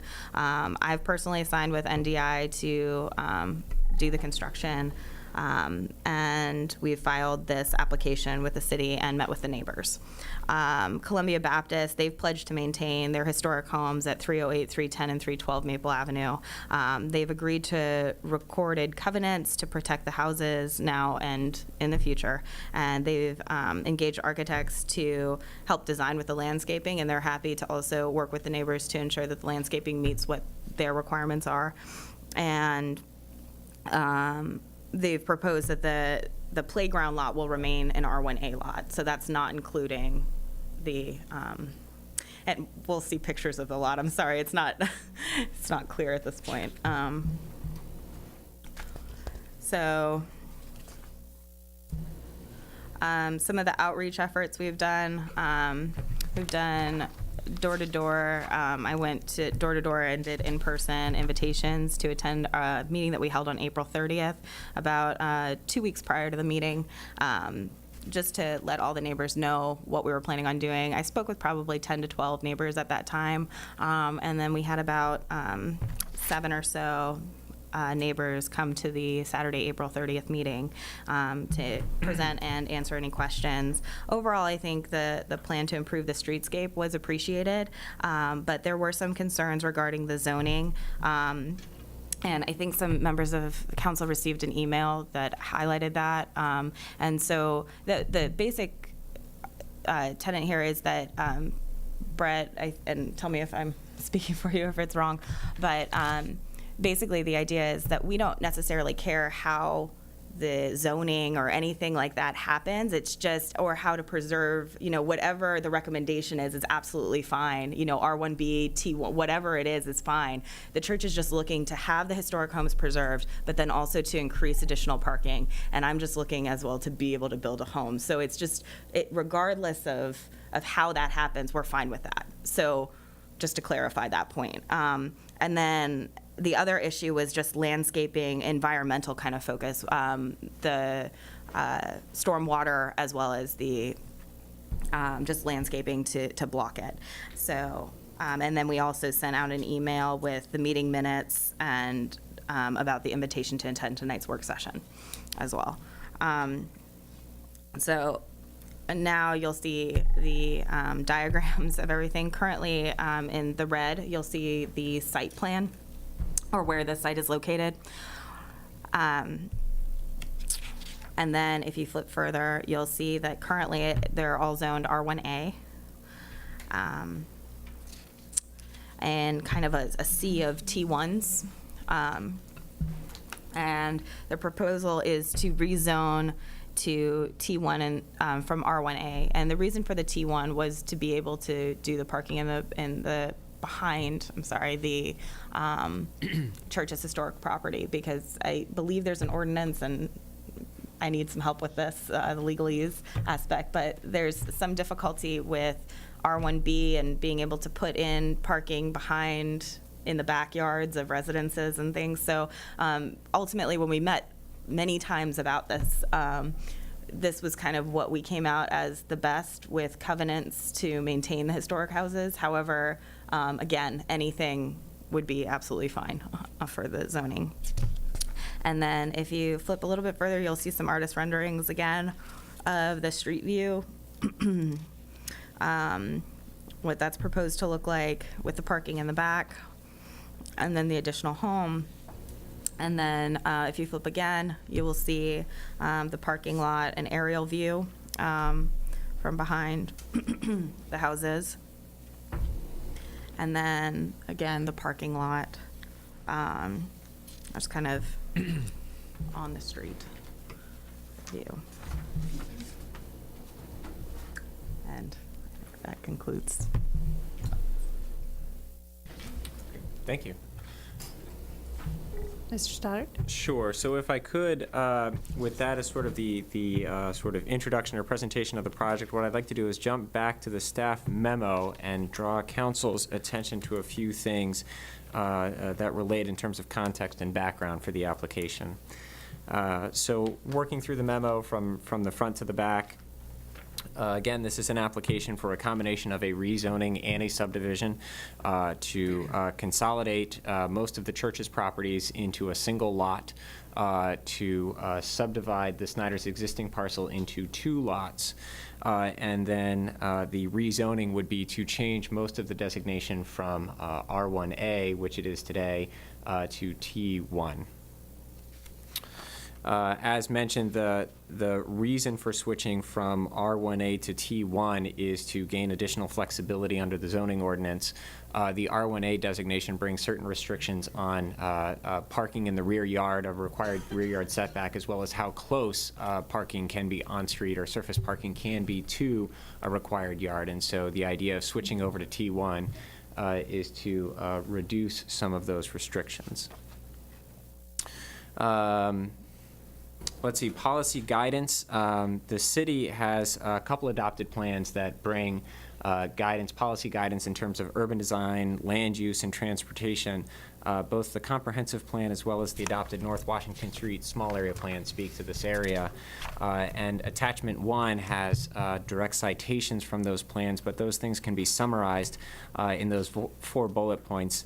Maintaining a neighborhood scale of development, increasing pedestrian access and safety, preserving the historic structures, and then providing sufficient landscaping to create visual buffers to higher intensity uses. Today, if you are walking along North Maple Avenue, there's very limited landscaping to the, I guess that's the southeast, and you can actually see clear through to North Washington Street from Maple Avenue today.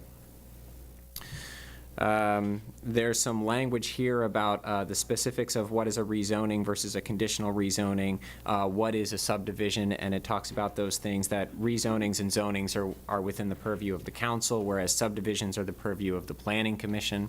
And zonings come in 2 flavors. There's a straight rezoning, which would provide all of the entitlements that are allowable under that zone, which speaks to various by right uses. A conditional rezoning could put other constraints on it. For example, conceptual development plans are often required in commercial corridors when properties are rezoned.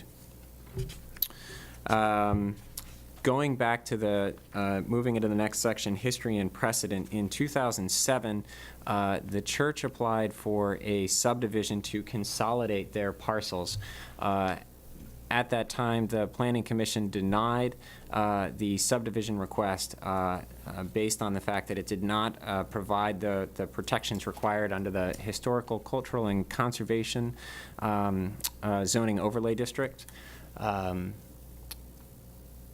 That was appealed through the court system, and ultimately the Supreme Court of Virginia sided with the Planning Commission and found that their reasoning was reasonable.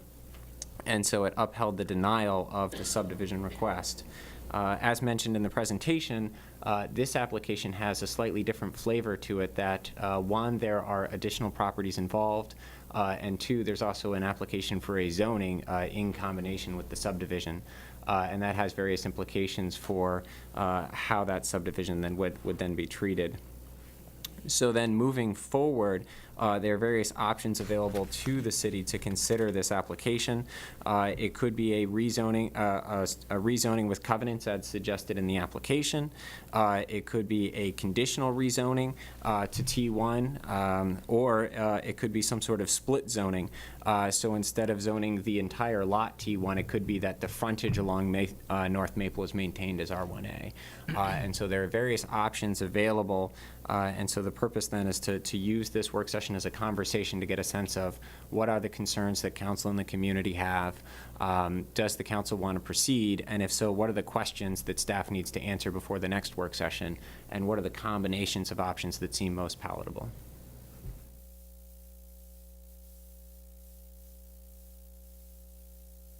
Anybody else have anything to add on that side of the table? We're happy to answer any Okay. questions. One thing that, just so everybody understands what is being proposed, this, the big engineering, prepared by Walter Phillips, who's also here, helps understand the subdivision a little bit more clearly as well. And we could go through that if there's a need for that. So since this is new to all of us tonight, I'm sure there are a lot of questions. Have any questions? Can I just ask the first part? I'm not following exactly why the church wants the subdivision, why they want to combine the lots. So the, well, maybe I should let the applicants go ahead and respond to this. Karen, do you want to? I can respond. I'm Karen White with Walter. Karen White with Walter Phillips. There's some rules. If you have, in certain zones, you can't have parking in a rear yard. So if all the lots are combined, then you actually have, actually 3 frontages on the 3 main streets and a side yard. So some of that is, if these individual historic houses are each their own lots, they each have rear yards, and that impacts the parking that you're permitted. Then our proposed design has parking behind those houses, and it wouldn't be able to be there if they were individual lots, because you can't park in a rear yard in a T1 zone. So this picture, sort of this aerial, has a picture of what that rear parking would look like. It's also in this conceptual plan here. This would not be allowed in R1A, or Correct. It would not be allowed if all the lots remained in their current state. Is that correct? Because of the need for buffering and that type Correct. of thing. So can I just clarify, why do we normally not want parking in the rear yard? Why is this prohibited? I think in general, if you look back at the intent language that goes into the zoning ordinance, it speaks to R1A. The intent is to maintain a residential feel, provide space for open or natural landscaping, and to provide a sufficient or a large amount of open space within residential districts. Okay, I'm just confused because I'm aware of a number of historical cities where the norm is actually to have rear access parking, and so. Well, I think it's actually the amount of land that would be taken up and put into parking uses. So if it's R1A, you would not be able to park across these lot lines, and if they were the individual lots, you would not be able to have a parking lot shaped like this. In R1A, there are also minimum lot coverage standards and setback standards. So it's not so much that rear parking is not allowed in R1A, it's just to this extent. This may also have to do with the historical pattern of the city where we don't have alleys. Typically, access is from the public street. So it may simply reflect that many older cities have alleyways and rear access with, which we don't have here. Yeah, rear access is really kind of an older urban form and is not so much a 1940s and later suburban form. Ms. Harden? So it sounds like out of the three options, just to make sure I'm understanding, there was one which is rezoning with covenants, the second was conditional rezoning with something like a CDP that we normally see, or the split rezoning. How do we arrive at the rezoning with covenants, and how exactly would covenants work? Who enforces? Do they care the land? Who does it protect? And maybe I'll look to the city attorney to speak a little bit more toward covenants. No covenants, to my knowledge, have been drafted yet, but rather the idea is to get a sense of what they would cover. And then in terms of how they would be enforced, who would hold them, I think there are a number of different ways that could be configured. There are a number of different ways it could be configured, but primarily covenants get recorded among the land records, and they're binding on the person who owns the property and any successors in interest. And the covenants would run in favor of someone, maybe other homeowners, maybe the city, but those parties would then have the right to go in and enforce them if they were ever violated, and ask a court to either enjoin the violation or to allow it or to require it to be corrected, so that there'd be some party in whose favor the covenants run. So they'd be enforceable only through litigation? Well, I think you would take a couple steps before going to litigation and hope that people recognizing that the covenants were there and binding on the property owners would comply short of that. But yes, although it wouldn't likely be a very long litigation and drawn out, assuming the violation was clear. Out of the three options, and how do we arrive at this one, which seems like actually to me the one that's more complex? If I might, excuse me, my name's Bill Baskin. I'm counsel to the Snyder family and to the church. And let me make one point initially, and that is the historic designation on these properties doesn't go away. Even if the rezoning is approved, all of the limitations of the historic ordinance to those properties still apply. The addition of covenants would would just really serve to strengthen the protection that's already provided. It'd be sort of a belt and suspenders approach, I guess.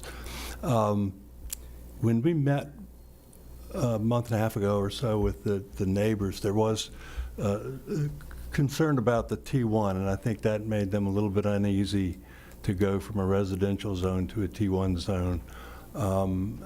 I've looked into this a little bit after that meeting to see what might be considered to accommodate their interest in it. I haven't completely exhausted my research, but it appears to me that parking in rear yards may in fact be permitted in the R1B zone.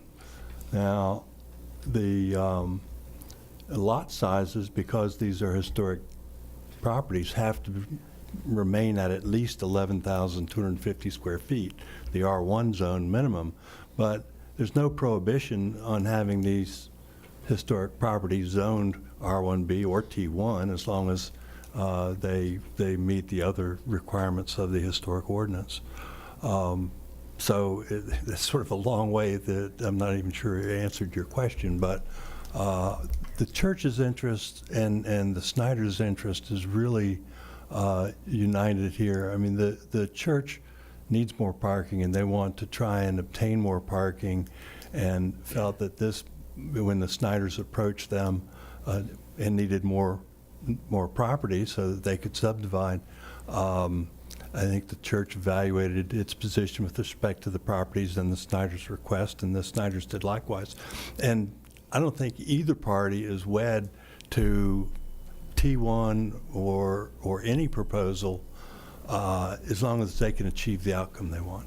And so, there's more flexibility between two two parties than I think I've seen in any other situation, and they're really united in this. And you know, if this can be achieved, I think it can be a benefit to the neighborhood because it'll improve the appearance of with landscaping and so forth of the historic properties. It'll remove the driveways, eliminate the curb cuts, and another factor that is a big difference between this proposal and the one some years ago is that proposal had called for dual entrances to the parking lot, and there was a lot of a very strong concern by the neighbors across the street about having two entrances to the parking off Maple. So this does not call for that, and I think at least ameliorates some of their concerns. Maybe this is a question for staff then. Out of the three options, how do we end up on the one with covenants? So the way that came about, and remember, we're sort of brainstorm and discussion phase. This is not a staff recommendation, and the order is simply that happens to be the one that was presented by the applicant. As staff and the applicant were discussing prior to the application coming in, they were looking for advice on how to best overcome sort of the problems with the 2007 application, be consistent with the zoning ordinance, and also make sure that whatever came in, there was some guarantee of consistency with the adopted policy guides in terms of urban design and land uses. And so the covenants were seen as a tool for making a sort of clean zoning map in terms of a zone without conditions on it. But the covenants would be there. They would be sort of hand-tailored to fit exactly what the urban design goals were, whether that was maintenance of the landscaping of the property or upkeep of the historic structures or making sure they stay exactly where they are today, that the covenants could be crafted in such a way to achieve exactly the policy goals desired. Mr. Duncan? Well, since we're in brainstorm mode here, let me storm for a little bit. So let's say that down the road, what I want to achieve in this area is for the Maple Avenue frontage with the historic houses to remain as it is, without any traffic entry onto Maple Avenue from this proposed parking lot, which is the way you presented here. Okay, so I'm happy with that. Let's say that what the church wants to do is build its, new mega whatever, fellowship hall, which we use now frequently for our own civic meetings. Thank you very much. And you as the church want to do that, and you want to either underground or structure the parking, probably structure the parking, rather than have just a surface parking lot. And then in exchange for that, what I want is for the North Washington Street frontage to be developed in a way that it either appears to be commercial or actually is commercial. That's the brainstorm I'm having. And so what I want to know is, I want to do something here that is advancing of that long-term objective. And I don't want to do something that in any way holds that back. You don't have to answer this question right now, but that's what I would hope to get. I mean, this looks like a lovely house, and more power to you as far as I'm concerned. But since you all are in this together, which I think is a good thing, I would like for that objective to be considered and advanced by whatever we do here, if that's allowed, if the city attorney is not scowling at me that I'm asking for something that I'm not allowed to. So I haven't vetted this with anybody. I'm just putting it out as my question and my request that you protect me from doing something that prevents us or makes it more difficult for us to achieve that goal, which mainly is commercial frontage on North Washington Street in concordance or in combination with whatever church use would include a structure and probably structured parking.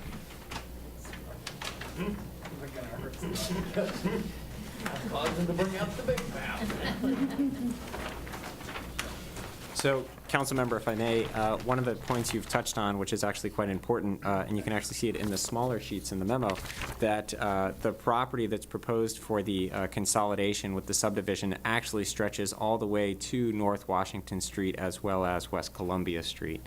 And so I think it would be sort of prudent as this goes forward to consider whatever mechanism is used, that it does not inadvertently restrict what was not intended. Does not put on a restriction that was not intended. So if what's intended is the view shed and the urban design from North Maple, then the design controls could control that, but leave flexibility along the North Washington Street frontage.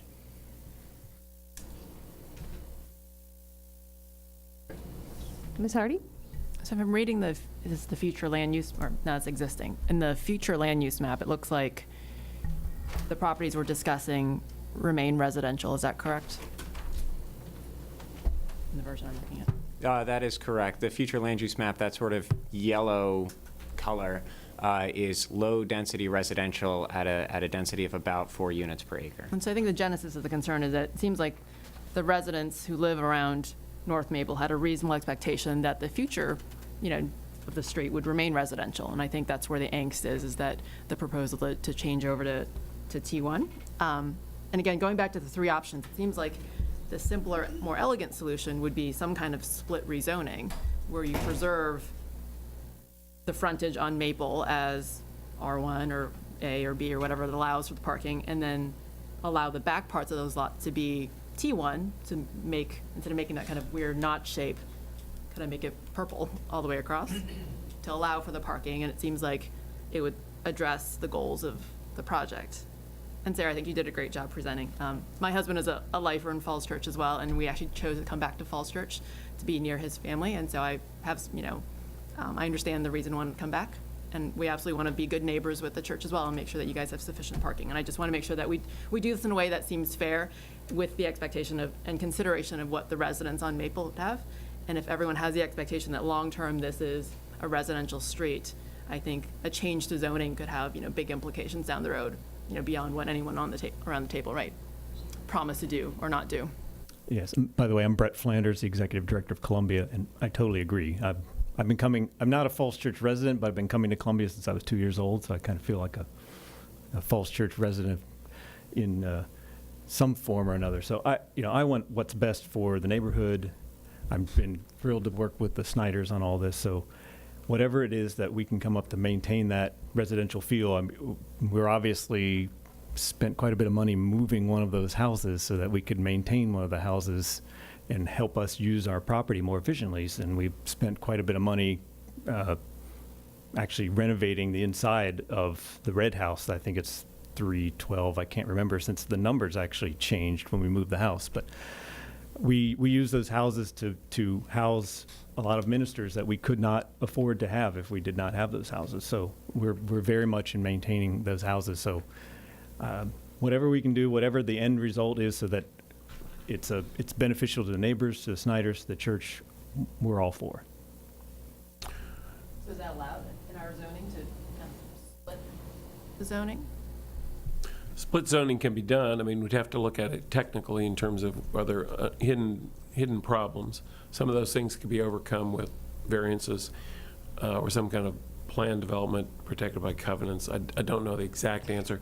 I would mention, while the map shows several historic designations, there actually are, I think, 7 on the street. The Foxcroft property adjacent to the Snyder property. By the way, I'm not related in any way to David Snyder or his family. Everett Snyder. But that is actually an historic home shown on the land use plan as residential, zoned T. Then the 3 properties the church has are historic. And then I believe Mr. Novotny's house on the north side of Maple, the light yellow in between the townhouses is an historic house. And then on the corner of West Columbia and Maple, that is an historic house that's recently had a major renovation and addition. As we did the small area planning, one of the things we thought about a lot and talked a lot about was the importance of drawing a line and maintaining Maple Avenue as an important residential street. And this collection of 7 historic homes, of a mostly a small scale. These are not the large homes with the large additions. These were kind of regular homes for regular people in their day. And so this is a rather important collection in one small area of historic homes that are approximately their original size, mostly their original size. And we think that's important. That's part of the character of Maple Avenue, which is very eclectic because you also have new townhouses, or now they're probably 50 years old. Yeah. But, you know, so about 50 years old. You know, you have an eclectic mix, but it's a residential street. And so the importance of having that work on both sides of the street and having appropriate transitions to development, which would be oriented more towards Washington Street, mass, density, and height. And those are all reflected to some extent in the small area plans and the modeling and the flyovers that were done as a part of that effort, because our commercial areas are small, but the transitions are extremely important, and so this seemed to be a very special street that needed attention. The moving of the historic house to fill in the missing lot, there was an older home, not historic, that was torn down, and the movement of that house a couple of years ago kind of has created a rhythm of houses between Great Falls and James Thurber Court that are, you know, seem appropriate in scale and orientation. One question. So if the parking for the church's houses is contemplated to be on the back side, there's no driveway cut-throughs that I see. Basically, you just sort of pull up to the back and the parking lot is your parking. So if there is redevelopment of that surface lot at some point in the future, you basically would, at least temporarily, you'd lose the parking to the houses. You'd regain it if you had structured parking. But again, I want to do something that enables that to occur if it ever wants to occur. And I don't want to do something that says, oh, no, you can't do that because, you know, every house is required to have parking. If it doesn't have parking, then, you know, the sky falls and the world comes to an end. So whatever we do, whether we split or conditional or proffer or whatever, just make sure that somewhere down the line the church is able to do something with the surface lot that removes the parking, replaces it with a bigger building, and then the structured parking can serve as the parking on the backside for those church-used houses. Your house would have parking accessed off the front, just like normal, right? A pull-in driveway. Yes. Yeah. So, building on what Mr. Duncan just said, I think there's the first point that I want to make has to do with the parking in the parking lot. And if we combine it and we give all of this a T1 designation, it does start to open up these questions about all the other parking that you have. Some of which, I mean, I know it's extremely useful for you at your peak times, but during your off-peak times, it is not the best use from a city's perspective, because it's an awful lot of vacant land that just sits there, and when you're walking up and down that corridor, it's just empty. And so I think what Mr. Duncan is talking about is the need in the future, or the desire in the future from the city's perspective, to have more activity along our major commercial corridor. So I'm concerned whatever option we go forward with, I want to be clear whether we're sort of if we're making it all one designation, then it's going to start raising questions about the greater use of parking. And I've got questions about that, but I don't think that's what you're really asking for tonight. And so that was just the first point I wanted to make. And the second point I wanted to make is that you say that you spoke to 10 or 12 neighbors and you had 6 or 8 at the meeting, but when I look at this designation, there's a significant number of other neighbors. And whatever process we use going forward, we really have to get a higher percentage of feedback from a higher percentage of the people that are potentially affected. And I know that's hard. Oh, no. And just to also clarify, when I went door to door, I did give a flyer that included all information associated with the project, as well as contact information, so that they could contact us if they had any questions or did want to reach out. So just to clarify that as well. Yeah, there'll still be 5 people who show up and say they had no idea this was happening, but. Just One other thing that occurs to me, since I took my children to daycare at Columbia Baptist some decades ago now, one of my children, there's nothing here that's really going to change the traffic pattern as it exists now in terms of ingress and egress from Maple through the existing Church Street. It's not going to add any traffic or divert any traffic onto Maple more than is now the case. Is that correct?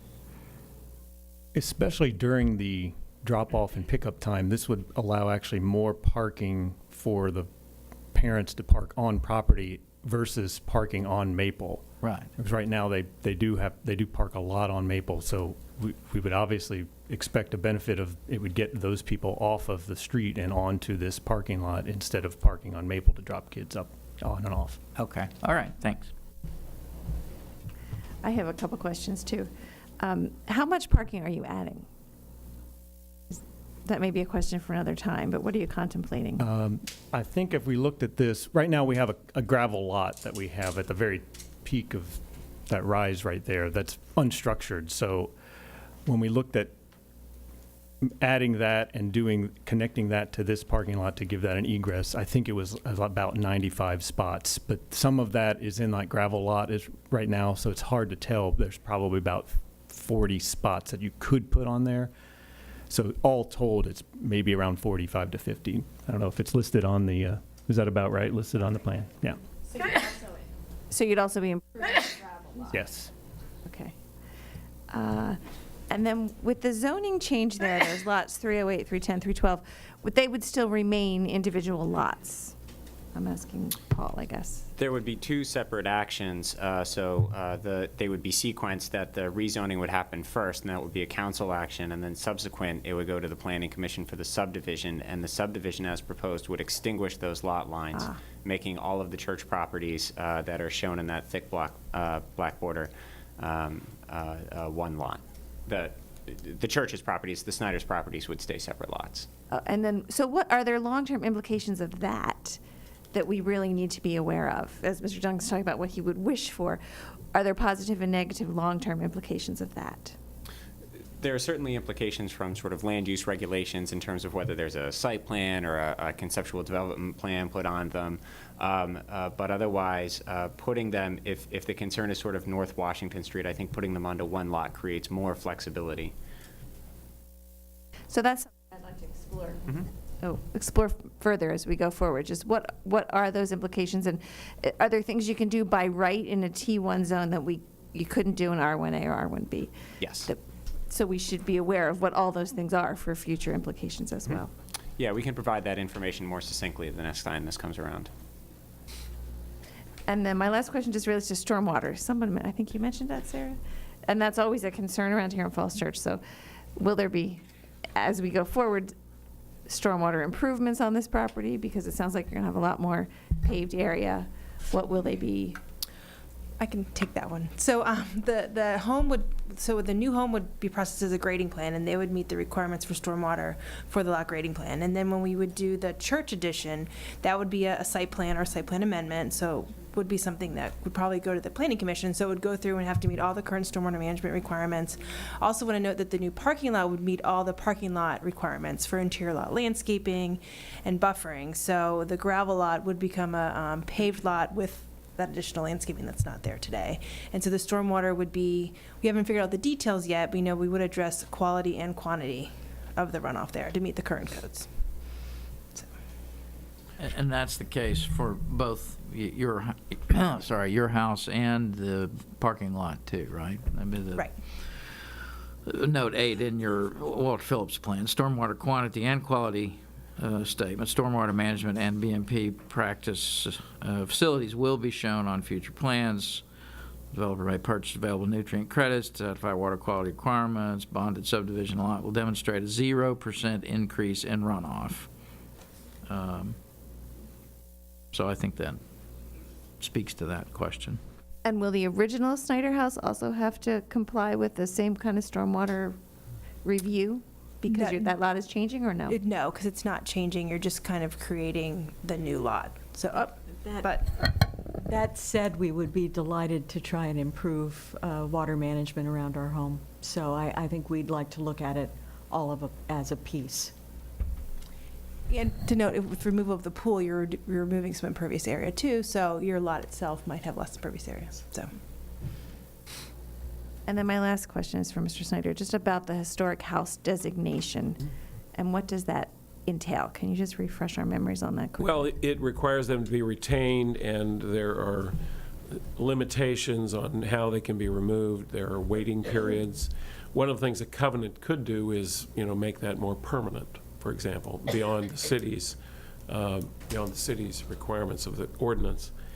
I mean, aside from the complications of how you might actually, the details of T versus R, or R1A or R1B, I think ideally it would be desirable to retain residential zoning and a residential land use along Maple in some form, along with the homes. Now, there are complications about buffers and parking and so forth, but being able to retain that residential frontage, the historic homes, an alignment of, 5 houses plus 1 infill, and then 2 on the other side, and 1 around the corner on Great Falls, that's a really terrific collection.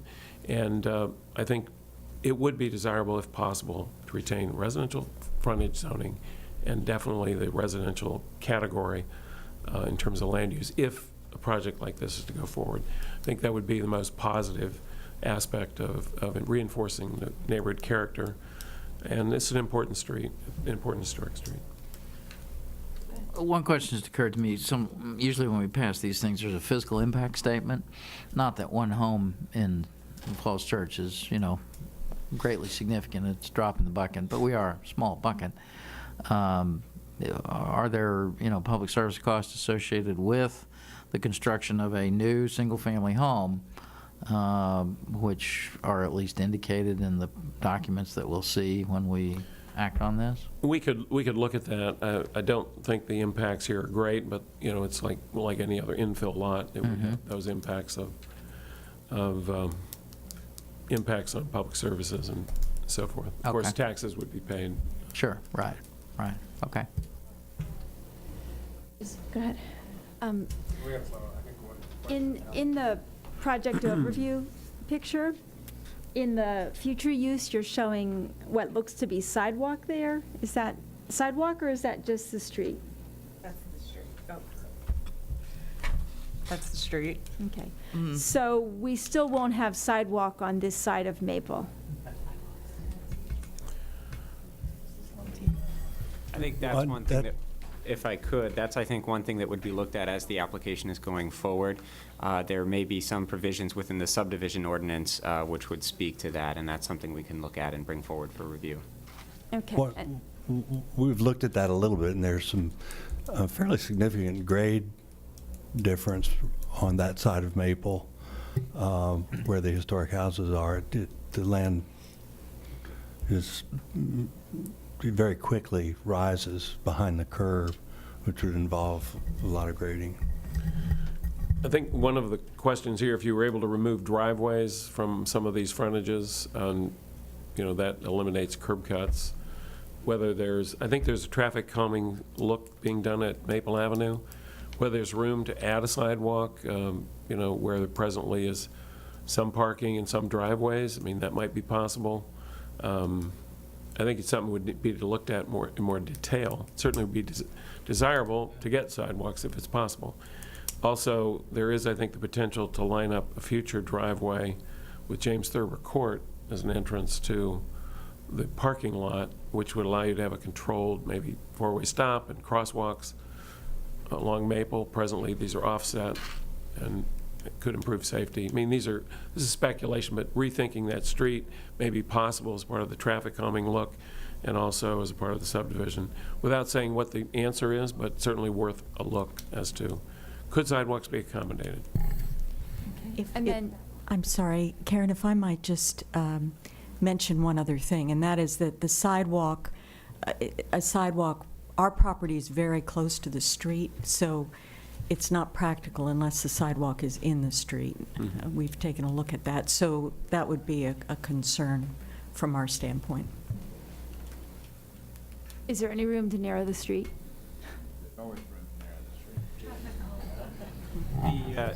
As Planning Director Jim Snyder mentioned, there is an active traffic calming case for this street. The street has already agreed to a number of sort of light solutions, including some striping of curb extensions. There's a petition that will go out shortly to consider whether the neighborhood wants to convert those into concrete curb extensions. And so certainly the idea of narrowing the street is already being considered near the intersections, the throats of the street. And so certainly using that space, if it's already being throttled down, it could be considered for a sidewalk if there's need to make some more space. And some of this is really based on concern about fast-moving traffic on Maple and not being a cut-through and trying to discourage people from cutting through the neighborhood. So all of these things collectively could help, as you reinforce the character of a residential street, as you make it look more pedestrian-friendly, as you add trees and public facilities, it helps slow traffic down, we believe. Sorry, and then my other question is, are there any parking restrictions on this street now? No. I don't believe so, but Paul, you probably looked at it more closely. No, I think everyone's shaking their heads no. I don't. Yeah. It is a snow emergency? It is. That's what we're hearing, yeah.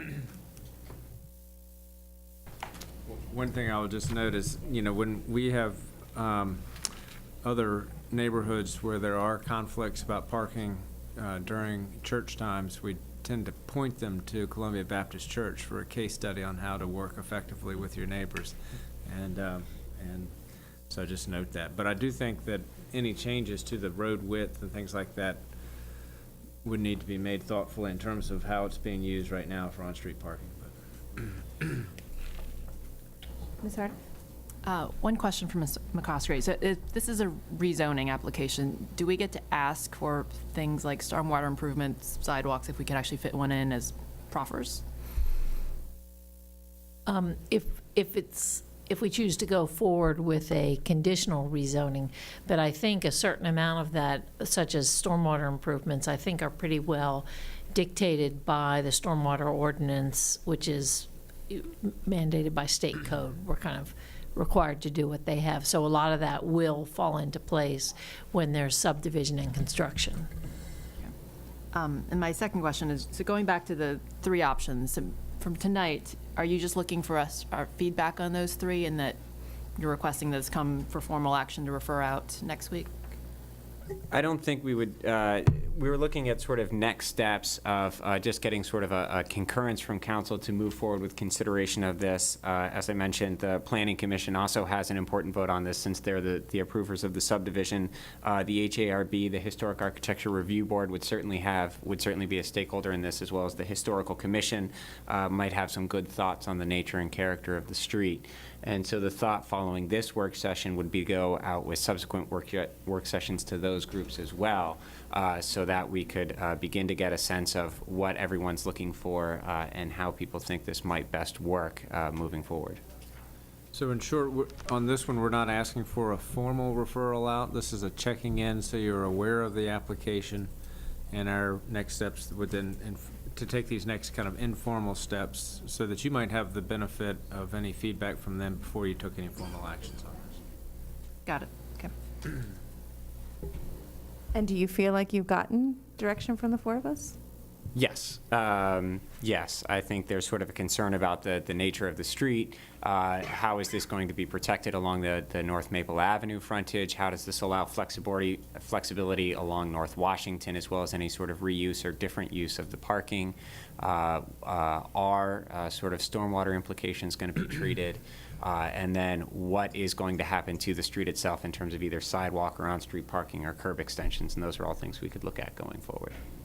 And then also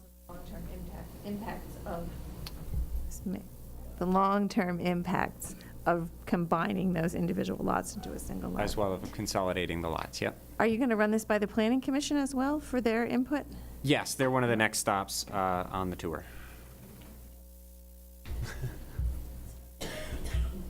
Paul, I was just going to add that it seems like from here, zoning seems like the simplest and most elegant way to kind of preserve the residential character of Maple. And so I'd bias towards the solution that would do that.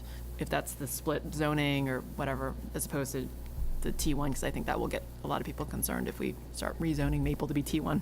Okay, thank you. Anyone else? Okay, I think we're done this item. Thank you. All right, thank you.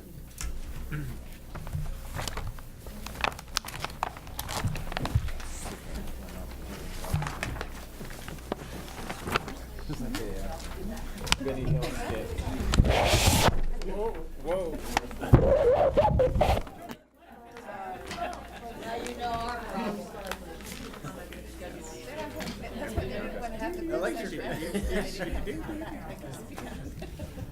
We need Phil back in here Yeah, we need Phil back in here. This is your pastor.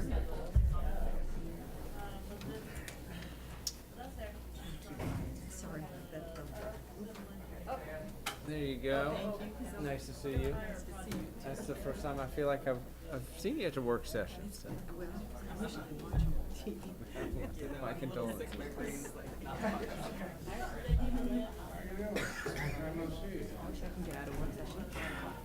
I know, what the heck? Thank you. Okay. We're not quite done. We got council comments and schedule to go. Oh,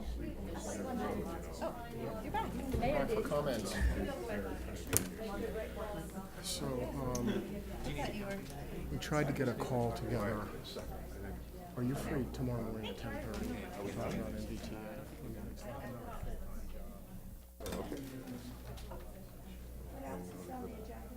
Council comments and schedule coming up next.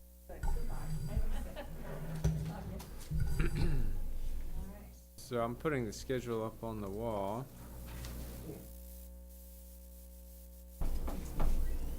A couple things that we would note on the schedule, just on June 18th, on Saturday, is when we have the community visioning session, which will be at the Falls Church from 9 o'clock until noon.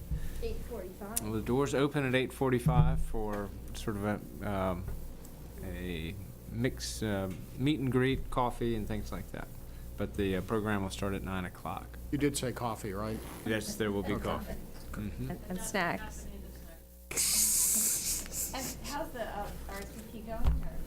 RSVP, I got a note today. We have 47 yes, and I think 24 other comments. And so we'll keep up the publicity on it. We also have our three speakers. We'll start the publicity for them, but we have, and I always forget Mr. Rogers' first name, but the architect from City Place, frequent writer in Washington Post, and Isn't he professor. Roger Smith? Last name is Roger? Rogers, Oh. I think. Mr. Rogers? And professor of architecture at the University of Maryland. We'll have Bob Wolf from George Mason University, real estate expert. And our demographer will be Dennis, what is Dennis's last name? At any rate, we'll need to do a better job of publicity on this than what I'm doing right now. But he does demography for the Northern Virginia Regional Commission, and he will provide us with an overview of demographic trends and also what's happening in the city of Falls Church and where he sees it going based on the numbers. So we'll get more publicity about So there'll be more publicity with those speakers Yes. included in the publicity. Yeah. Okay. In terms of our PR effort outgoing, we've gone to the boards and commissions? We have. We've used the list that we have for all the board and commission members for direct outreach to them. We'll be doing more of that between now and the event as well. Okay, I think I would just ask my fellow council members, the boards and commissions to which you're a liaison, try to make sure that somebody from that board and commission is going to attend. Yeah, if you could recruit from your boards and commissions, that would be very helpful.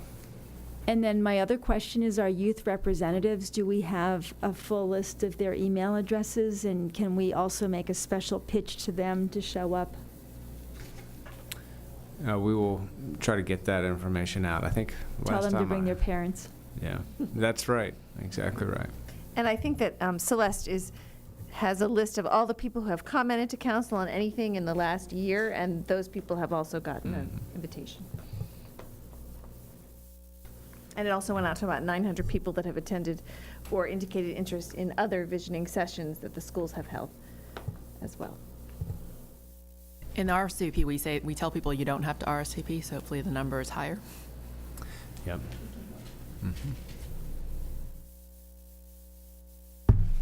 On the schedule, Wyatt, are we voting on George Mason next week?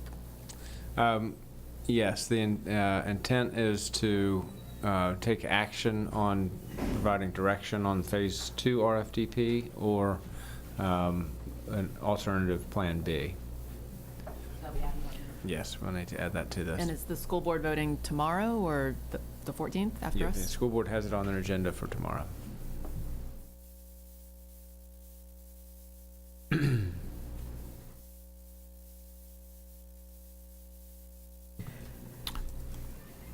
Good. I've been out of town, but I just noticed there's an advertisement in the paper for an event at the American Legion Hall. I think is it this Thursday? I don't know anything about it, but it looked like the sort of thing that two or more of us might attend. So I would just maybe note that be noticed by the clerk as a gathering of public officials where official business might be discussed.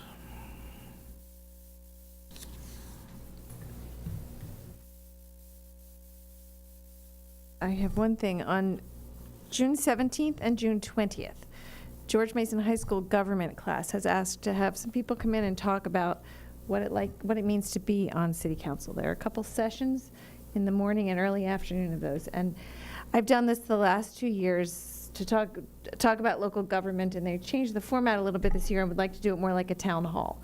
So it is an opportunity for us to gather some information and to talk with 10th graders.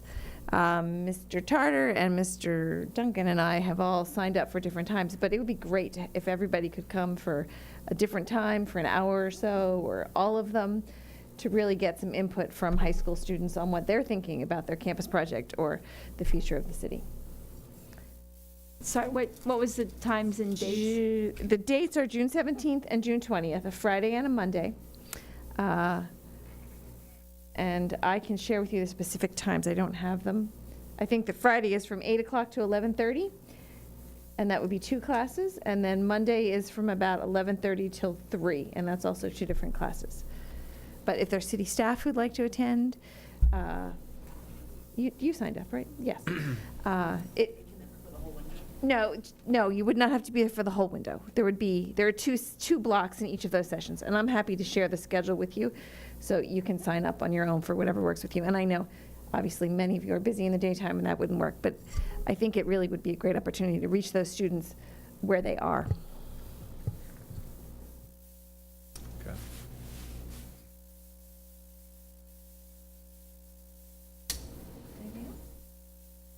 Just a quick comment, how impressed I was with all the work the city and schools put in to support the Peruvian election yesterday. Very impressive multi-departmental turnout, and huge number of folks, and you help democracy in a major country, so we're positively in the international realm. Just hats off to everybody involved. Police, facilities, schools, public works, pretty much every department as far as I could tell. Yeah. Wyatt, do you have any comments? Well, I appreciate your raising that. It does take a lot of work. It takes a lot of coordination and coordination with Fairfax County as well. It is such a big event that it has big impacts on the neighborhoods around there, and so we've worked very hard. We learned a lot of lessons from last year, or I'm not sure when it was, but we've done this in the past, and we've learned a lot about how to manage the event in a way that allows, just as you say, allows the democratic process to work, but also with hopefully minimizing impacts on traffic and on the neighborhoods. I'm wondering if we might invite the consulate of Peru to come and present maybe to the city or city staff. It would be great to have some sort of recognition. I will follow up on that. Huge amount of effort. Yeah. And for a very important topic. namely elections and democracy. Thank you. Just one other thing, the OCOM has done some publicity on the WMATA's safety surge. I've seen Facebook postings and other items. Today was the first real impactful day, I think. I happened to be coming from Union Station, Red Line, Orange Line, get off at Ballston, cross the platform, wait for another Orange Line. It all worked reasonably well. Probably took another 30 to 40 minutes than it normally would. Then this afternoon, my wife coming home from downtown took a shuttle bus from Ballston directly to West Falls Church, and that worked great. So I don't know if there's some opportunity on our Facebook page for people to maybe offer some testimonials and, hey, you might want to try this. And I mean, when I got to Ballston today, I had no idea, and unfortunately Metro was not very helpful in sort of explaining what you do, but we all pieced it together, and figured out where to stand. But anyway, perhaps use of our Facebook page to invite surge suggestions that people have might get some hints and tips out there. Today's was the shuttle from Ballston is actually makes more sense than waiting for probably a train to come to take you from Ballston to West Falls Church, if that's where you're headed. And Mr. Shields noted to council, but for the public's record, on June 27th, the chair of the WMATA board and one of the senior staff will be attending council's meeting to do a briefing on Safe Track and also talk about reliability, safety, and financial implications for WMATA as a follow-up to council's request for them to attend and their offer to do so. Anyone else? Can I just ask a question? How much do we think traffic on Lee Highway is degrading as a result of this? It's been really backed up. Yeah, well, we were getting complaints about the traffic signals at 29 heading north, and that's been a long-standing complaint. I'll have to check in terms of what Public Works saw today, just so we can compare it against their norms to see what the Safe Track impact has been. But we will be following up. We've tried to follow up on multiple occasions with Arlington County to get our lights in sync with theirs, and we've not been successful so far, but we'll continue that. We are also scheduling a meeting. This is a meeting with Arlington County, and they would like to do it joint with Alexandria, so it would be the three of us getting together, and that's in the fall. In the past, we've raised this issue, even at the board level, of trying to get things synced up as you go through that area, and hopefully we can get it resolved at a different level of the government, but we might bring it up again then. I mean, given that the next 2 weeks are going to be bad, it would be helpful if there was anything that could be done before then. You can walk down Washington Street Faster. faster. And if it makes sense for any of us to contact Arlington County board members sooner rather than later, let us know. We all have various meetings with them. Can I go back to the scheduling of the vote on the the George Mason High School area for a minute? I'm assuming that we're putting it on the agenda, but if people need more time to make a rational decision, that will still be possible. I just want to put that out there.